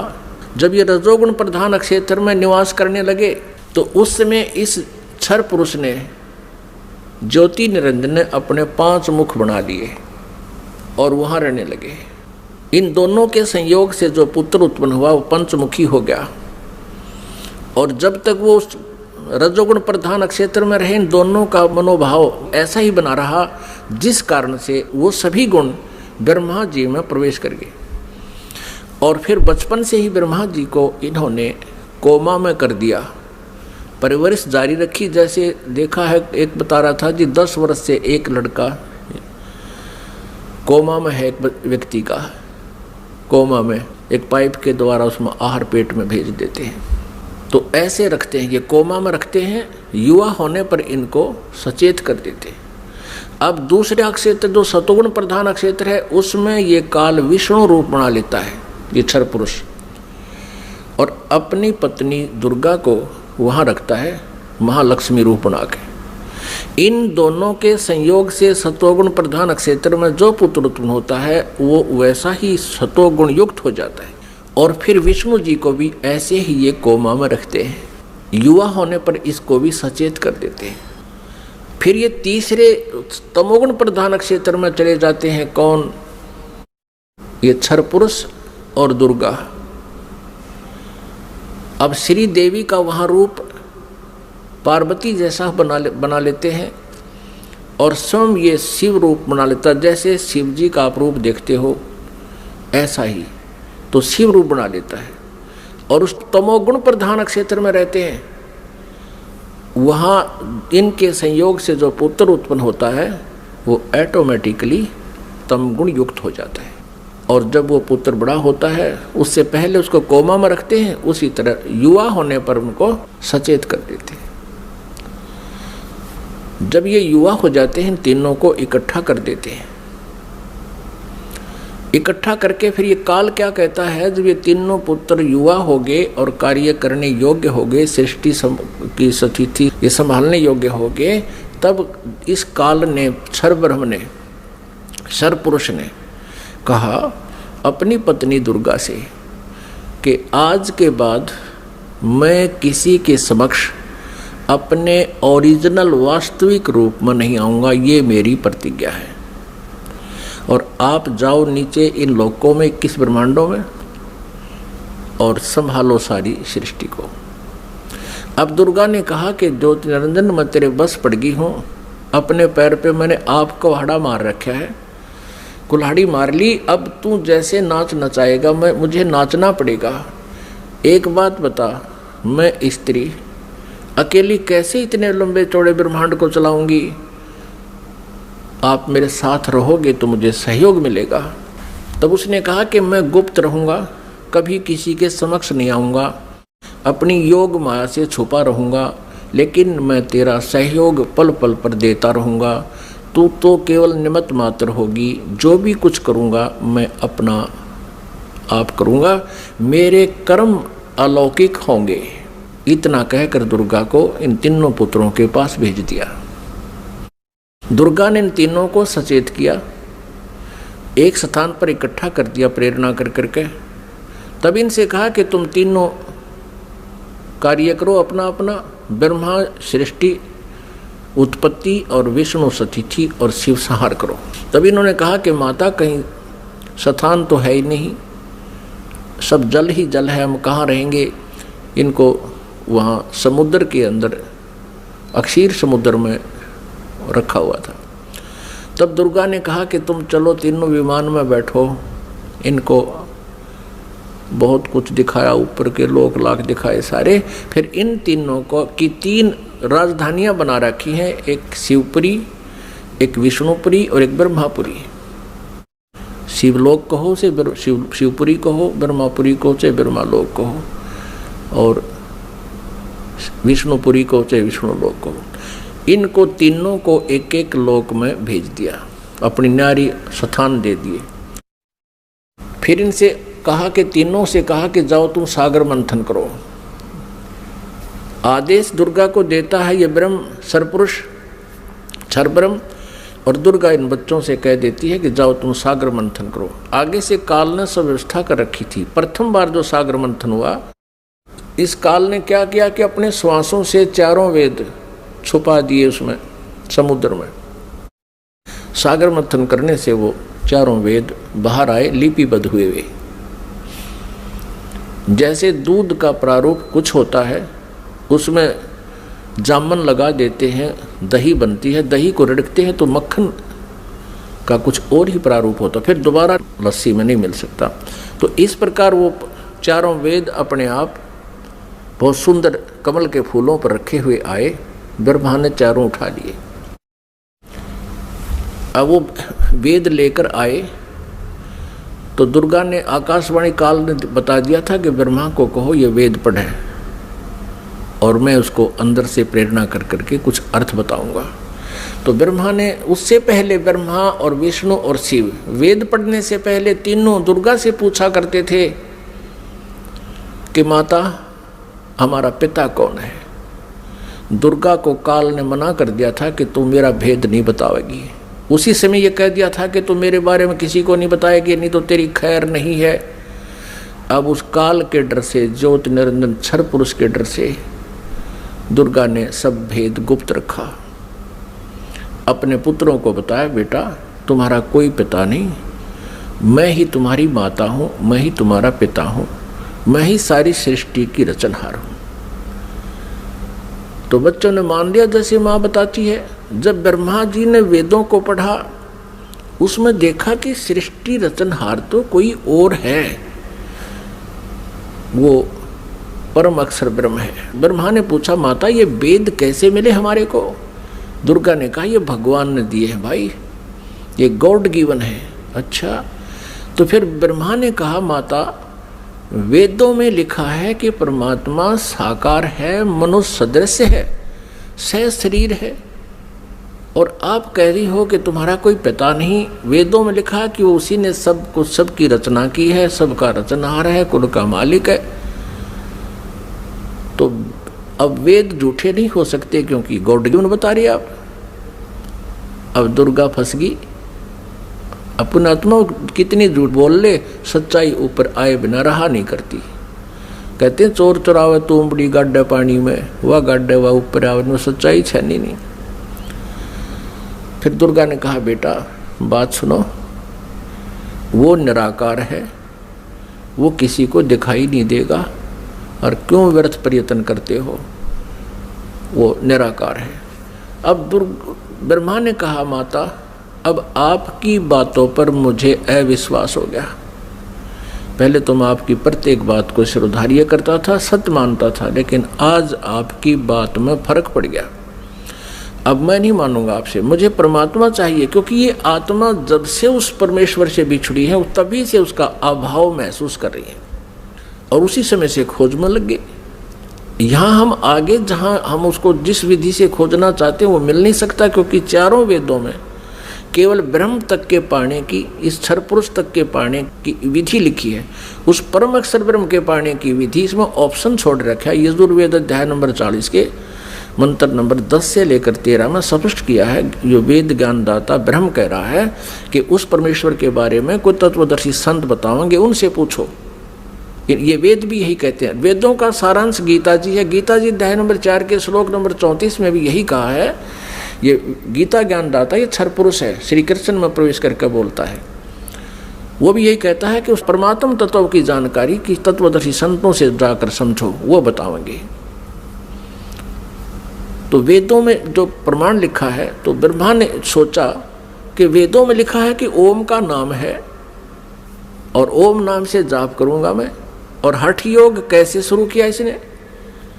अब वेदों में हठ योग करना नहीं लिखा, जैसे तप करते हैं ये ऋषि महर्षि, ये नहीं लिखा कहीं पर भी।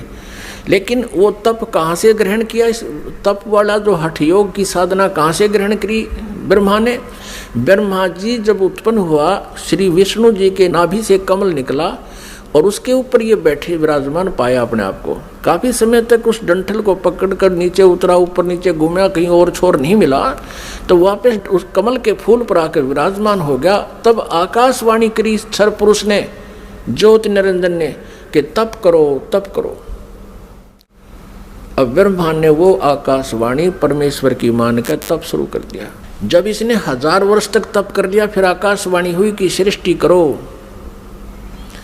अब तप से बैटरी चार्ज होगी। तो अब ब्रह्मा जी ने सोचा वेदों में जो लिखा है ये भी भगवान की वाणी, और जो मैंने सुना हुआ भी भगवान की वाणी। अब वेदों में जो ज्ञान है वो परमेश्वर परम अक्षर ब्रह्म का दिया हुआ है। 5 वेद दिए थे परमेश्वर ने इस क्षर पुरुष को, इसके अंतःकरण में फीड कर दिए थे। अब जैसे किसी अंतःकरण में फीड कर दिए तो समय रख दिया परमात्मा ने, उसके बाद वो अपने आप बाहर आने थे, वो बाहर 5 आगे। लेकिन इसने देखा पढ़ करके 5वें वेद में बहुत जानकारी थी परमपिता की, सत्य पुरुष की, परम अक्षर ब्रह्म की। इसने उसको नष्ट कर दिया और 4 वेद दे दिए। अब चारों वेदों को ब्रह्मा जी ने पढ़ा तो कहा माता इसमें ओम नाम लिखा है और मैं परमात्मा को पाऊंगा। दुर्गा ने कहा कि यदि तेरा पिता तुझे नहीं मिला, तू कहाँ जा रहा है, तो तू क्या करेगा भाई अगर तेरे को तेरा पिता नहीं मिला? क्योंकि उसने प्रतिज्ञा कर रखी है तुम्हें दर्शन नहीं देगा। तो ब्रह्मा ने कहा कि मैं तुझे अपनी शकल नहीं दिखाऊंगा यदि भगवान नहीं मिला, क्योंकि वेदों में लिखा ओम, यजुर्वेद अध्याय नंबर 40 के मंत्र नंबर 15 में स्पष्ट किया कि ओम कर्तु समर कल्वे समर कर्तुम समर। इसलिए ये ओम नाम है क्षर पुरुष का, ब्रह्म तक का, क्षर ब्रह्म का। और परम अक्षर ब्रह्म के बारे में वेदों में ज्ञान नहीं है साधना का, लेकिन उसकी महिमा बहुत लिखी है। 3 वेदों को पढ़ने वालों ने परमात्मा की महिमा तो पूर्ण परमात्मा वाली ग्रहण कर ली और साधना इस ब्रह्म वाली कर ली।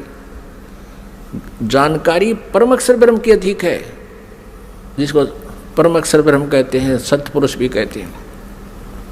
लेकिन उसके पाने का मेथड नहीं है, वे ऑफ वर्शिप नहीं है। वे ऑफ वर्शिप यानी पूजा की विधि केवल ब्रह्म तक की है, वो ओम नाम है। गीता जी अध्याय नंबर 17 के श्लोक नंबर 23 में तीन मंत्र के जाप का प्रावधान है। ओम तत्सत इति निर्देश है ब्रह्मण त्रिविध समर्थ है। और गीता जी अध्याय नंबर 15 के श्लोक नंबर 1 से 4 में और 16 और 17 में विस्तार से विवरण दिया गया है कि इस संसार रूपी वृक्ष के तना कौन है, जड़ कौन है और शाखा कौन है, डार कौन है, पत्ते क्या हैं। इनको जो जानता है वो तत्वदर्शी संत है। और उसमें 16 और 17 श्लोक में 15वें अध्याय के गीता जी में सरपुरुष, अक्षर पुरुष और परम अक्षर ब्रह्म, यानी उस उत्तम पुरुष है तू अन्य, इन सरपुरुष और अक्षर पुरुष से कोई अन्य है, वो परम अक्षर ब्रह्म है। गीता जी अध्याय नंबर 8 के श्लोक नंबर 1 में अर्जुन ने पूछा कि आप जी ने जो अध्याय नंबर 7 के मंत्र 29 में जिस तत्ब्रह्म के बारे में कहा प्रभु वो किम तत्ब्रह्म, उसका उत्तर गीता ज्ञानदाता ने 8वें अध्याय के 3रे श्लोक में दिया है कि वो परम अक्षर ब्रह्म है और वही सबका सृष्टि रचनहार है।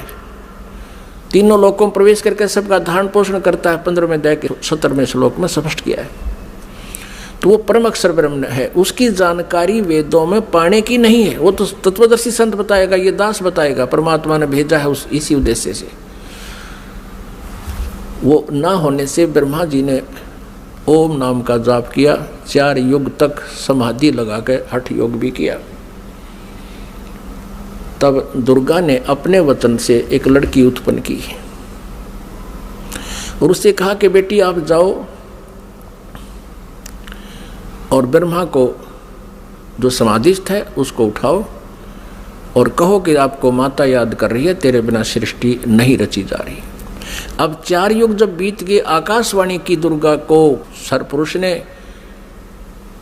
कि दुर्गा सृष्टि रचो।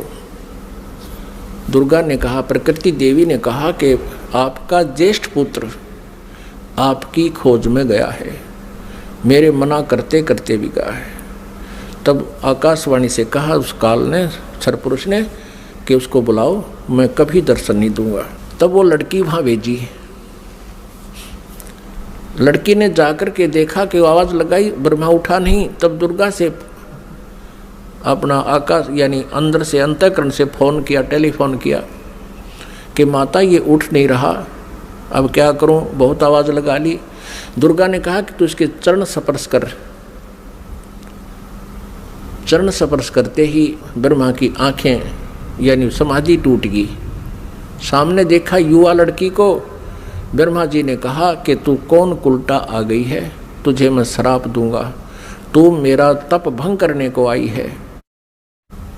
तब लड़की ने कहा मेरे को माता ने भेजा है और आपके बिना सृष्टि रची नहीं जा रही है, बहुत चिंता है माता को, आप चलो। तब ब्रह्मा ने कहा कि कैसे चलूं, पिता के दर्शन हुए नहीं, माँ से मैं प्रतिज्ञा करके आया था कि यदि प्रभु मुझे प्राप्त नहीं हुए तो मैं तुझे शकल नहीं दिखाऊंगा, दर्शन नहीं दूंगा, लौट कर नहीं आऊँगा, अब कैसे चलूं, मुझे परमात्मा मिला नहीं। फिर ब्रह्मा ने कहा कि तू एक काम कर, मेरी झूठी गवाही दे दे तो मैं तेरे साथ चल पड़ूं। अब उस लड़की ने सोचा कि माँ का कार्य नहीं हुआ तो अक्षुब्ध होगी और यदि मैं झूठ बोलूंगी तो ये कह दे कि इसने अपनी मर्जी से बोला है, तो फिर मैं मारी जाऊंगी, मेरे ऊपर ज़्यादा भार आएगा। तब उसने शर्त रखी कि तू मेरे साथ विलास कर, तब मैं तेरी झूठी गवाही दूंगी, तू मेरे साथ ऐसा कर। ब्रह्मा ने सोचा कि परमात्मा के दर्शन हुए नहीं, वैसे मैं घर जा नहीं सकता। उसने उस लड़की की बात को स्वीकार किया।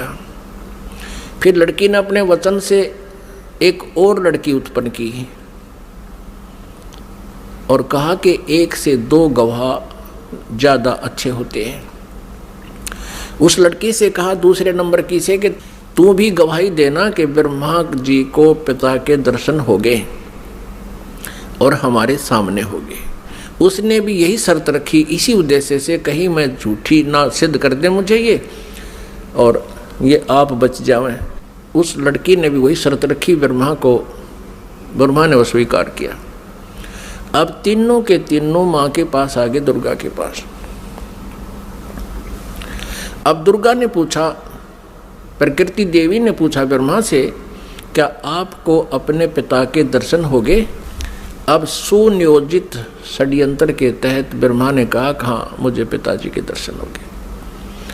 तो दुर्गा ने कहा कि भाई कैसे मानूं मैं तेरी बात को, क्योंकि दुर्गा को तो फाइनल था कि उसने कह रखा कि मैं दर्शन नहीं दूंगा, ये मेरा फाइनल आदेश है, फाइनल फैसला है, डिसीजन है। अब दुर्गा को पूरा दृढ़ विश्वास था कि ऐसा तो हो नहीं सकता। तो उसने कहा कोई गवाह बता भाई, कोई एविडेंस दे। ब्रह्मा ने कहा कि दोनों लड़कियां मेरी गवाह हैं। अब उस दोनों लड़कियों से दुर्गा ने पूछा कि बताओ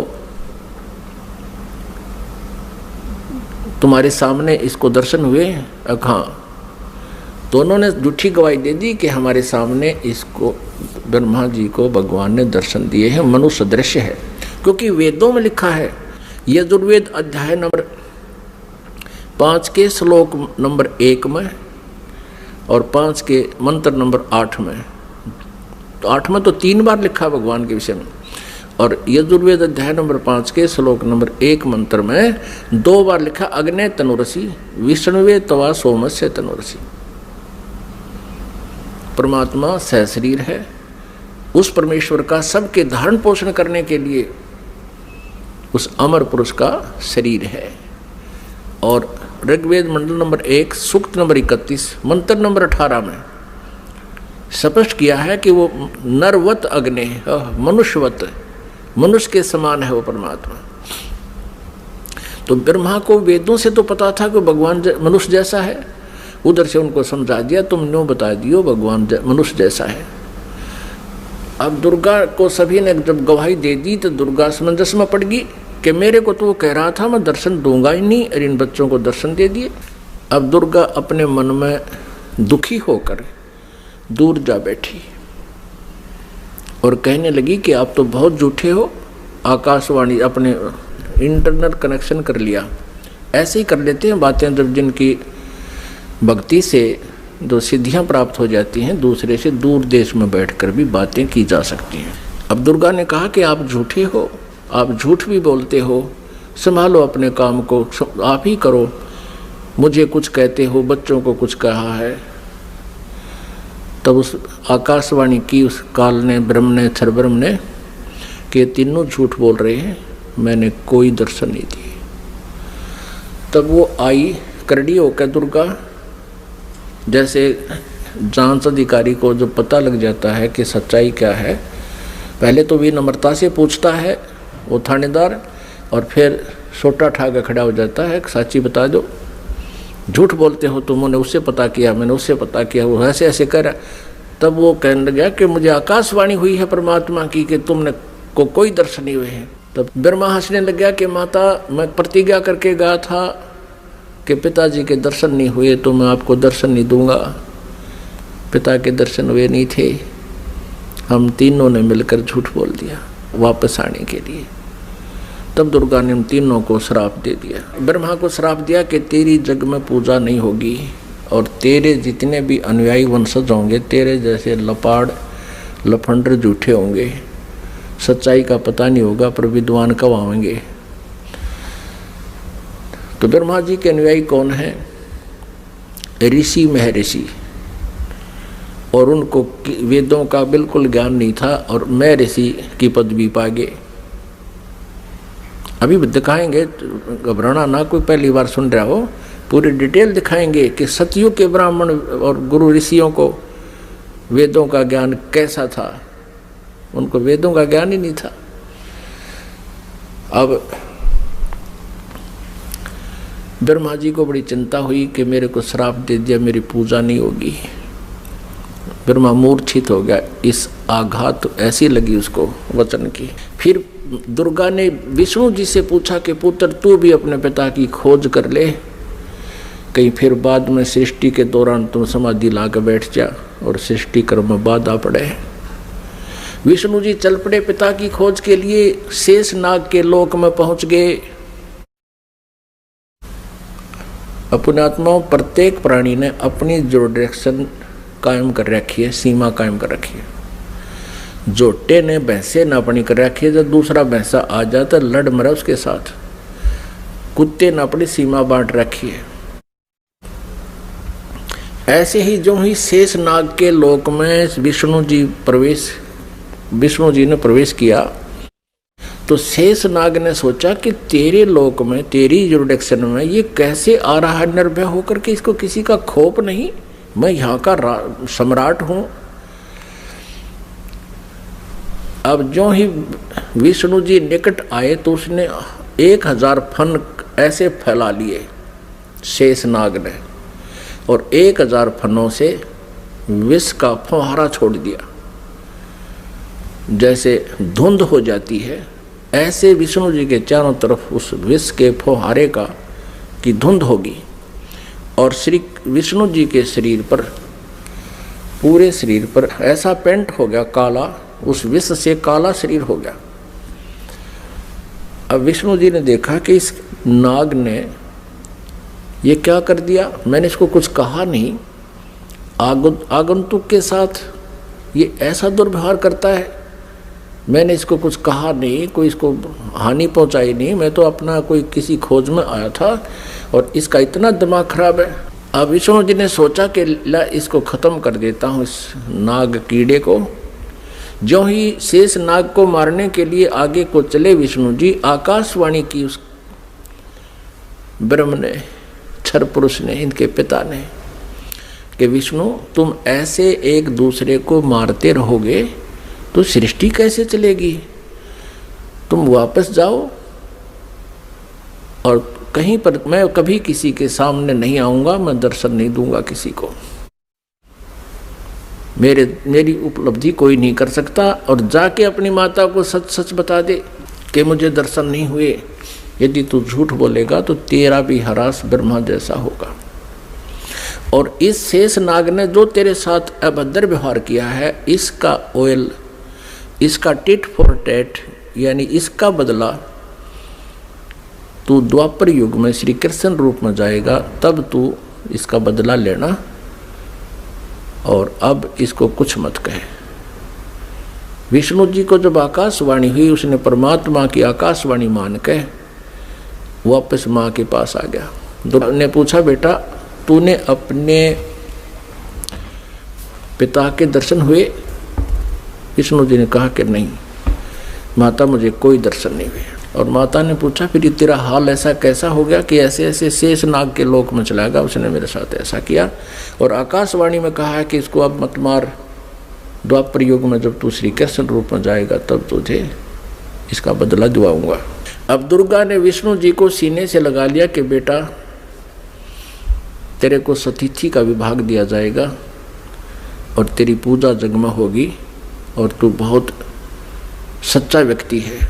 अब तीसरे शिव जी के पास दुर्गा गई, अपने पुत्र के पास, और कहा, बेटा तेरे 2 भाइयों को तो पिता के दर्शन हुए नहीं, उन्होंने खूब ट्राई कर ली, अब आप भी खोज कर लो अपने पिता की, कहीं फिर बाद में सृष्टि कर्म शुरू हो जाए, उसके बाद तुम जाओ कितना संन्यास धारण करो, अभी जाके खोज कर ले। भगवान शिव जी ने, शंकर ने समझदारी की, कहा, माता जब मेरे 2 बड़े भाइयों को पिता के दर्शन नहीं हुए, ब्रह्मा जी ने तो 4 युग समाधि भी लगाई, और विष्णु जी ने वैसे घूम घाम कर ढूंढना चाहा, तो मैं तो ट्राई ये नहीं करता माता, पर मुझे एक वरदान दे दो।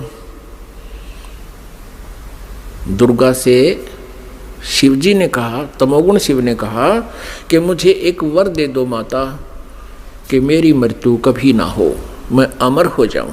अब दुर्गा ने कहा कि बेटा, श्री देवी ने कहा कि पुत्र यहाँ ऐसा नहीं हो सकता, जिसका जन्म है उसकी मृत्यु होगी ही होगी, ये मेरे बस से बाहर की बात है, लेकिन मैं तुझे एक विधि बताती हूँ जिससे तेरी आयु सबसे अधिक हो जाएगी।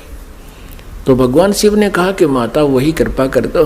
तो दुर्गा ने कहा कि बेटा इस आयु के बढ़ाने का एक विधि है, तरीका है कि प्राणायाम करके श्वास को सूक्ष्म कर ले, एक स्थान पर बैठा रहे, और सूक्ष्म श्वास कम से कम लेने से आयु बढ़ जाती है, क्योंकि आयु श्वासों पर आधारित है। तो भगवान शंकर ने यही सिरोधार्य किया, जैसे आप किया गया। आप देखते हो ज़्यादातर भगवान शिव जी समाधिस्थ रहते हैं, इनकी आयु भी सबसे लंबी है। 7 ब्रह्मा की मृत्यु के उपरांत एक विष्णु जी की मृत्यु होगी, 7 विष्णु जी की मृत्यु के उपरांत एक शिव जी की मृत्यु होगी, तमोगुण शिव की। इसकी इतनी लंबी आयु है। और एक ब्रह्मा जी की आयु कितनी है? ब्रह्मा जी का एक दिन, रजगुण ब्रह्मा जी का एक दिन 1000 चतुर्युग का होता है। और इतनी ही रात्रि, एक चतुर्युग में कितने वर्ष हैं हमारे मनुष्यों के? 43,20,000 वर्ष एक चतुर्युग में। ऐसे ऐसे 1000 चतुर्युग का ब्रह्मा जी का दिन और इतनी ही रात्रि। 30 दिन रात का महीना, 12 महीने का एक वर्ष और 100 वर्ष की ब्रह्मा जी की आयु। इससे 7 गुना विष्णु जी की, सतगुण विष्णु जी की, और विष्णु जी से 7 गुना तम गुण शिव जी की, इतनी लंबी आयु होगी। फिर इन तीनों पुत्रों का दुर्गा ने विवाह करना चाहा।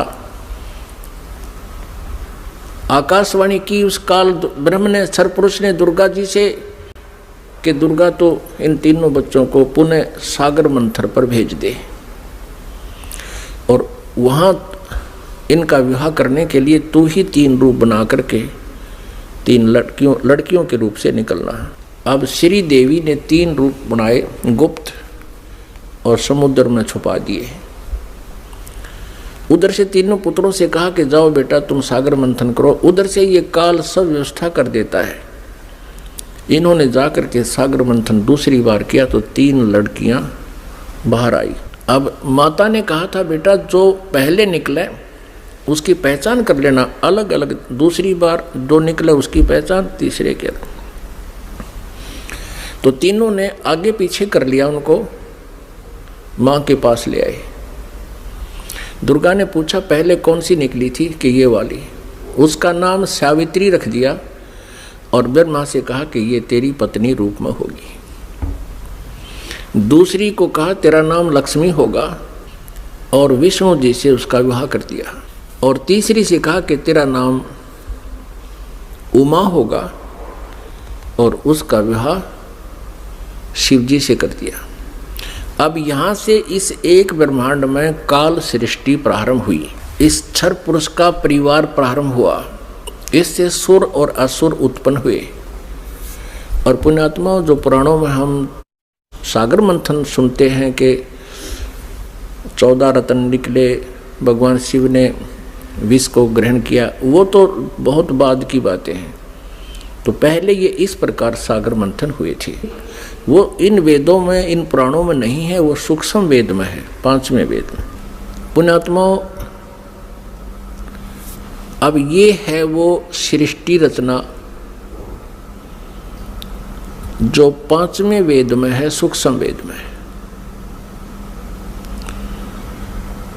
अब 5वें वेद का हमें पता नहीं था। आदि शंकराचार्य जी ने अपने द्वारा रची पुस्तक में उस सूक्ष्म वेद का, 5वें वेद का वर्णन किया है। और उन्होंने अपने द्वारा रची उस पुस्तक में उसको मेंशन किया है, समय आने पर दिखाएंगे। अब परमेश्वर कबीर देव जी ने 600 वर्ष पहले सन 1398 में वो सशरीर आए थे। सतलोक से चलकर एक शिशु का रूप धारण किया था। काशी शहर में बने एक लहर तारा नामक तालाब पर कमल के फूल पर विराजमान हुए थे प्रभु।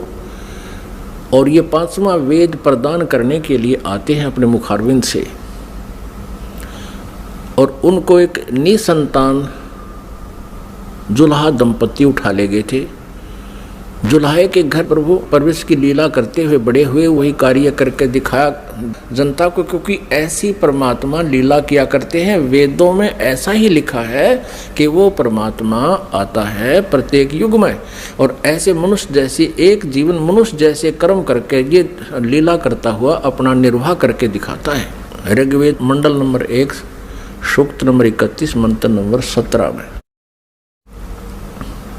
तो फिर परमात्मा ने वो वाणी आज से 600 वर्ष पहले अपने मुख कमल से, गीता जी अध्याय नंबर 4 के श्लोक नंबर 32 में जिसके विषय में कहा है कि धार्मिक यज्ञों यानी अनुष्ठानों की अत्यधिक जानकारी, विस्तार के साथ सत्य जानकारी, सही जानकारी ब्रह्मणे मुखे, ब्रह्मणे माने सच्चिदानंद घन ब्रह्म, मुखे माने उसके मुखारविंद से उच्चारित वाणी में बिल्कुल विस्तार से कही गई है। वो तत्व ज्ञान है। उसको जानने के बाद फिर सभी कर्म समाप्त हो जाएंगे, यानी डले डोने बंद हो जाएंगे, गलत साधना आप नहीं करोगे। परमेश्वर कबीर देव जी उस समय कहा करते थे इन नकली गुरु आचार्यों से, मंडलेश्वरों से, कि तुम जनता को गुमराह कर रहे हो। तुम कह रहे हो कि ब्रह्मा विष्णु महेश के कोई माता पिता नहीं। परमात्मा कहा करते इनके माता पिता हैं, ये जन्मते मरते हैं, इनकी मृत्यु होती है, जन्म होता है, ये अविनाशी नहीं है, ये कंप्लीट गॉड नहीं है। तो इस बात का बहुत विरोध हुआ था परमेश्वर का। उन झूठे आचार्यों ने, उन नकली गुरुओं ने कबीर परमेश्वर के बारे में बहुत गलत धारणाएं पैदा कर दी कि ये झूठा है, अशिक्षित है, इसने वेदों गीता को पढ़ा नहीं, पुराणों को पढ़ा नहीं, क्योंकि ये संस्कृत नहीं जानता। अशिक्षित व्यक्ति है, ये क्या जाने वेदों और गीता और पुराणों के बारे में, ये झूठ बोल रहा है, इसकी मत मानना, मत सुनना। उस समय तो हम धोखा खा गए जनता वाले, क्योंकि हमारे आचार्य जो हैं, जो गुरु लोग थे, ब्राह्मण ऋषि थे, वो संस्कृत भाषा जानते थे। तो हमने ये सोचा कि ये सभी सदग्रंथ संस्कृत भाषा में विद्यमान हैं, लिखे हैं, तो कबीर जी संस्कृत नहीं जानते, क्योंकि ये किसी ब्राह्मण के पास पढ़े नहीं, इसलिए कबीर जी झूठ बोल रहे होंगे। ये हमारे गुरु, ये आचार्य, ये सत्य कह रहे हैं, इसलिए परमेश्वर के उस ज्ञान को हमने स्वीकारा नहीं, और उसी का खामियाना आज तक भुगत रहे हैं। हम भक्ति भी कर रहे हैं, लेकिन शास्त्र विरुद्ध कर रहे हैं। हमें ज्ञान भी प्राप्त है, वो परमात्मा का ज्ञान नहीं है। आज से 600 वर्ष पहले परमात्मा ने अपने सच्चिदानंद घन ब्रह्म की वाणी में क्या बोला था, क्या बताया था। जैसे ऋग्वेद मंडल नंबर 9 सूक्त नंबर 86 मंत्र 26 और 27 में, ऋग्वेद मंडल नंबर 9 सूक्त नंबर 82 मंत्र 1, 2, 3 में, ऋग्वेद मंडल नंबर 9 सूक्त नंबर 20 मंत्र 1 में, ऋग्वेद मंडल नंबर 9 सूक्त नंबर 96 के मंत्र नंबर 16 से 21 तक, उसमें कहा कि परमात्मा सतलोक से चलकर आता है। ऋग्वेद मंडल नंबर 9 सूक्त नंबर 1 मंत्र नंबर 8 और 9 में स्पष्ट किया परमात्मा कि वो शिशु रूप धारण करता है, और जब वो शिशु रूप में आता है परमात्मा, तो उसकी परवरिश की लीला कंवारी गायों से होती है, और वो परमात्मा तत्व ज्ञान, यथार्थ ज्ञान को बताने के लिए अपनी प्यारी आत्माओं को मिलता है, श्रेष्ठ वर्णीय आत्माओं को, श्रेष्ठ आत्माओं को मिलता है, उनको फिर तत्व ज्ञान से परिपूर्ण करता है। उसी आधार से परमात्मा जो लीला किया ही करते हैं, उसी तरह करते हुए आदरणीय धर्मदास साहिब जी को मिले। अच्छी आत्माओं में से किन किन अच्छी आत्माओं को मिले? आदरणीय धर्मदास साहिब जी को मिले, आदरणीय मलुकदास साहिब जी को मिले, आदरणीय दादूदास साहिब जी को मिले, आदरणीय नानक साहिब जी को मिले, आदरणीय गरीबदास साहिब जी गांव छुडानी जिला झज्जर हरियाणा वाले को मिले, आदरणीय गीसा साहिब जी गांव खेखड़ा जिला मेरठ उत्तर प्रदेश वाले को मिले। तो वो परमात्मा के गुणों में लिखा है कि वो ऐसा करते हैं, वेद भी गवाही दे रहे हैं। उसी आधार से परमात्मा धर्मदास साहिब जी को मिले थे, जो बांधवगढ़ के रहने वाले थे, मथुरा में गए हुए थे भगवान की खोज में। वहाँ परमात्मा ने कहा था इन तीर्थों पर भगवान नहीं है, भगवान आपके सदग्रंथों में लिखी हुई विधि से प्राप्त होगा। और धर्मदास जी आप यहाँ कह रहे हो कि भगवान यहाँ घूमा करते थे श्री कृष्ण जी, फिर अब तो नहीं है वो, या तो घूमा करते थे उस समय आते तुम, अब वो है ही नहीं, अब क्या ढूंढने आते हो? आपके सदग्रंथों में लिखे हैं, उन सदग्रंथों से ढूंढो। क्या बताया भगवान ने?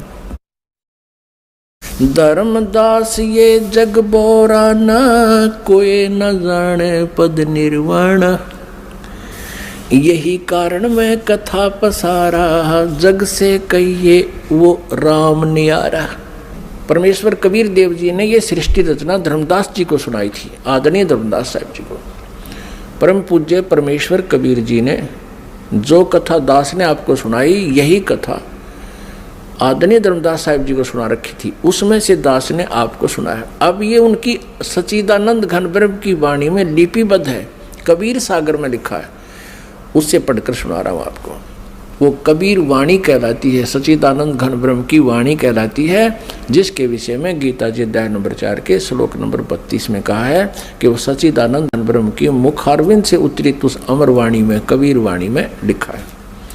धर्मदास ये जग बोराना, कोई न जान पुद निर्वाणा, यही कारण मैं कथा पसारा, जग से कहिए वो राम निहारा। यही ज्ञान जग जीव सुनावो, सब जीवों का भरम नसावो। अब मैं तुमसे कहूँ चेताई, त्रिदेवन की उत्पत्ति भाई। इन तीनों देवताओं की उत्पत्ति मैं तुम्हें बताता हूँ, परमेश्वर कहते हैं कबीर जी। परम पूज्य कबीर परमेश्वर जी क्या बता रहे हैं कि अब मैं तुझे तुम्हारे तीनों देवताओं की उत्पत्ति बताता हूँ। पुण्यात्मा, 600 वर्ष पहले परमात्मा ने ये ज्ञान अपनी सच्चिदानंद घन ब्रह्म की वाणी में लिखा, बोला, वो लिखा गया। और यही अब आपको रूबरू कराएंगे पुराणों में और वेदों में, गीता जी में। आप दांतों तले उंगली दबाओगे कि सचमुच हे भगवान ने हमारे को कैसा मूर्ख बना रखा था इन नकली आचार्यों ने, गुरुओं ने। हमें हमारे सिलेबस से भी परिचित नहीं कराया इन अध्यात्मिक गुरुओं ने। हमारा सिलेबस है, हमारे सदग्रंथ है, इनके विरुद्ध जो ज्ञान सुना जाता है शास्त्र सिलेबस के विरुद्ध है, शास्त्र विरुद्ध है।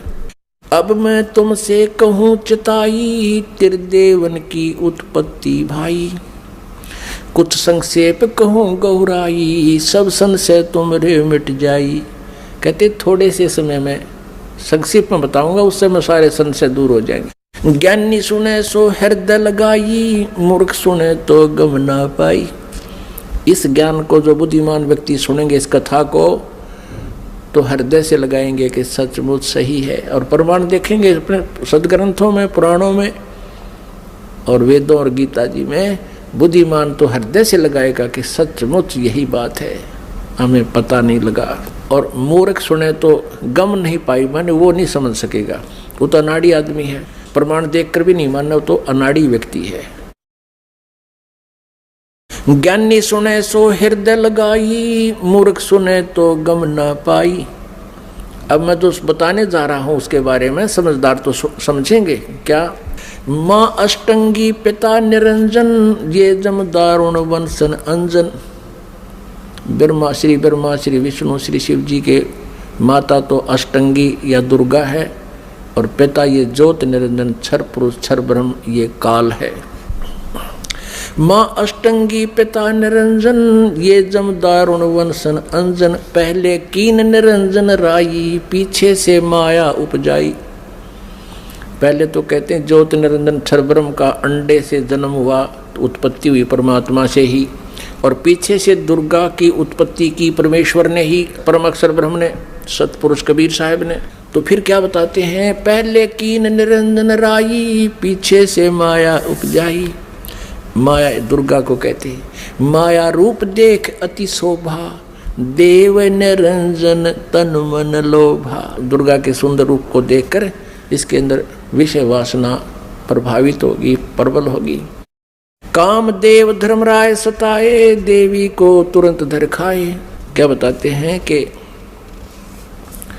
इस काल के अंदर उत्तेजना उत्पन्न होगी और दुर्गा इसके मुंह में चली गई। इसने बुरी तरह अभद्र तरीके से आलिंगनबद्ध करने के लिए हाथ फैला रखे थे और किस करने के लिए मुंह पाड़ रखा था पागल की तरह। दुर्गा इसके मुंह से चली गई अंदर पेट में।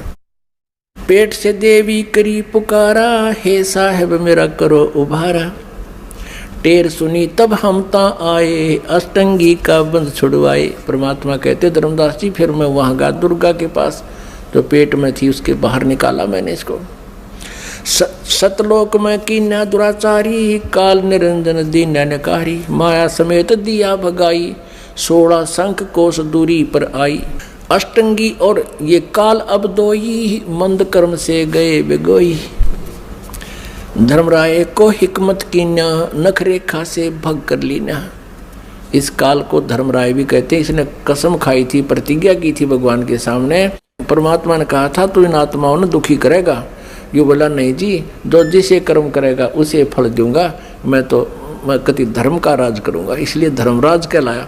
लेकिन यहाँ कहलाता धर्मराज है, करता सारा न्याय है। धर्मराज मीन न्यायाधीश है।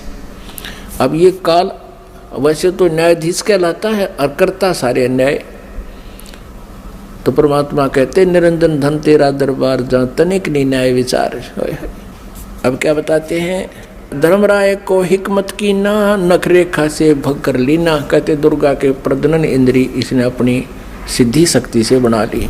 ज्योत निरंजन किन्ने भोग बिलासा, माया को रही तब आशा। दुर्गा प्रेग्नेंट होगी।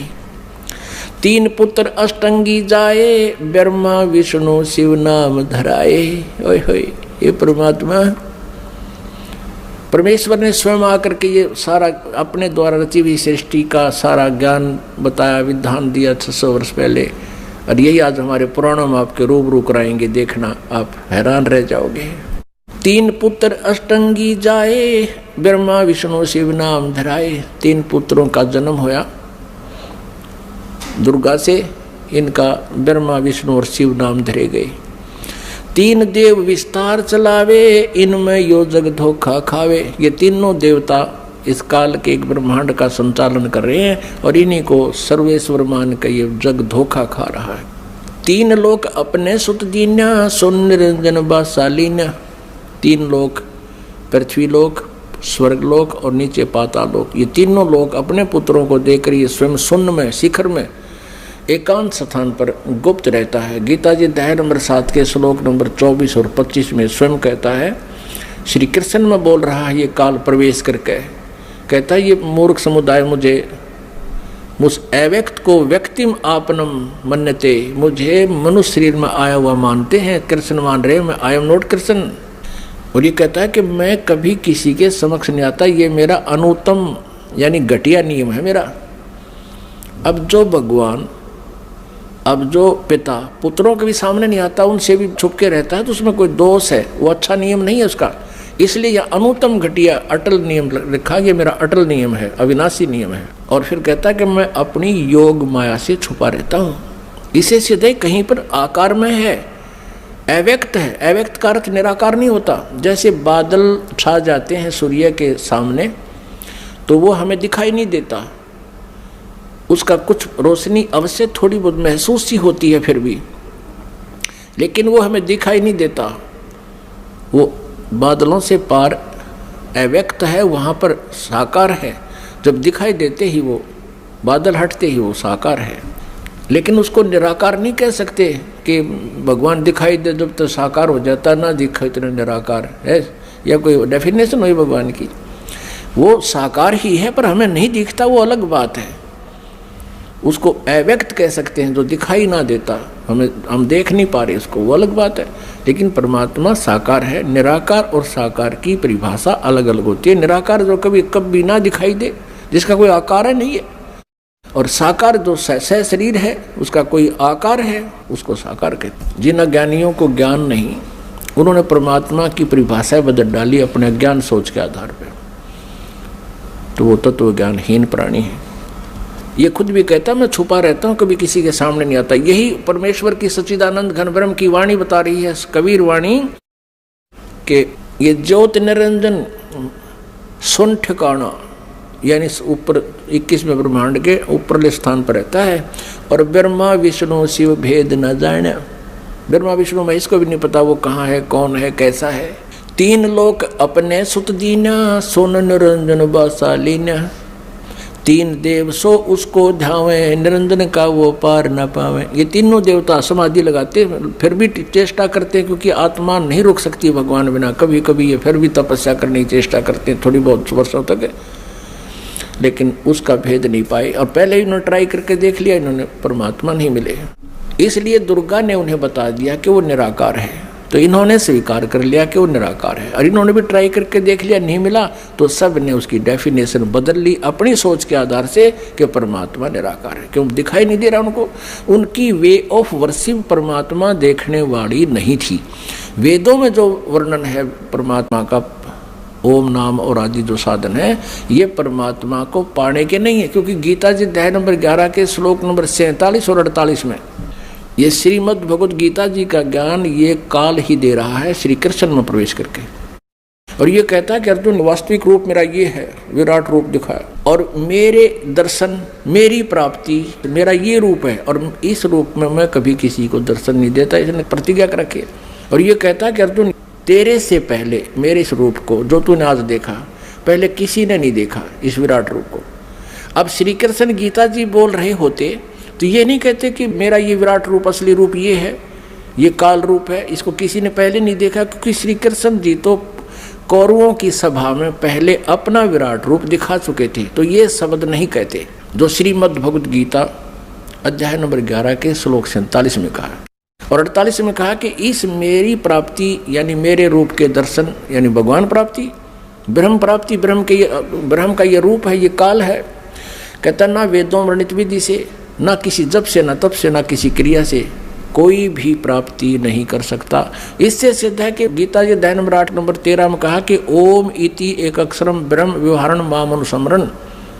मुझ ब्रह्म का केवल ओम एक अक्षर है, इसका उच्चारण करके स्मरण करता हुआ यह प्रयाति तजन देहम, दो शरीर छोड़कर जाते समय तक स्मरण करता रहता है, तो मेरे से प्राप्त लाभ को, परम गति को प्राप्त होता है। ओम नाम से जितनी गति होनी है उसको प्राप्त करता है। तो यहाँ ये कह रहा है कि मेरी प्राप्ति ना वेदों वर्णित विधि से, ना तप से, ना जप से, ना किसी क्रिया से नहीं हो सकती। 11वें अध्याय के 47-48। तो इससे सिद्ध हो गया कि उस ज्योत निरंजन का किसी ने दर्शन नहीं हुए और उसको कह दिया कि वो निराकार है। कहते खोजत था किया, अंत कहा बेचून, ढूंढते ढूंढते थक गए, कह दिया भगवान निराकार है, जबकि वो साकार है। वेद साकार बताओ, पुराण साकार बतावे, कुरान साकार बतावे और बाइबल साकार बतावे, और किसी भी धर्म के किसी भी भगत से पूछ लीजिए, सभी कहें भगवान निराकार है। अब आगे वाले समय में आपको पूरी डिटेल दिखाएंगे, प्रत्येक शास्त्र में प्रमाण देंगे, इस परमात्मा के द्वारा बताएगी सृष्टि रचना प्रमाणित करेंगे अपने ही सदग्रंथों में, तब आपका विश्वास होगा। बोलो सतगुरुदेव की।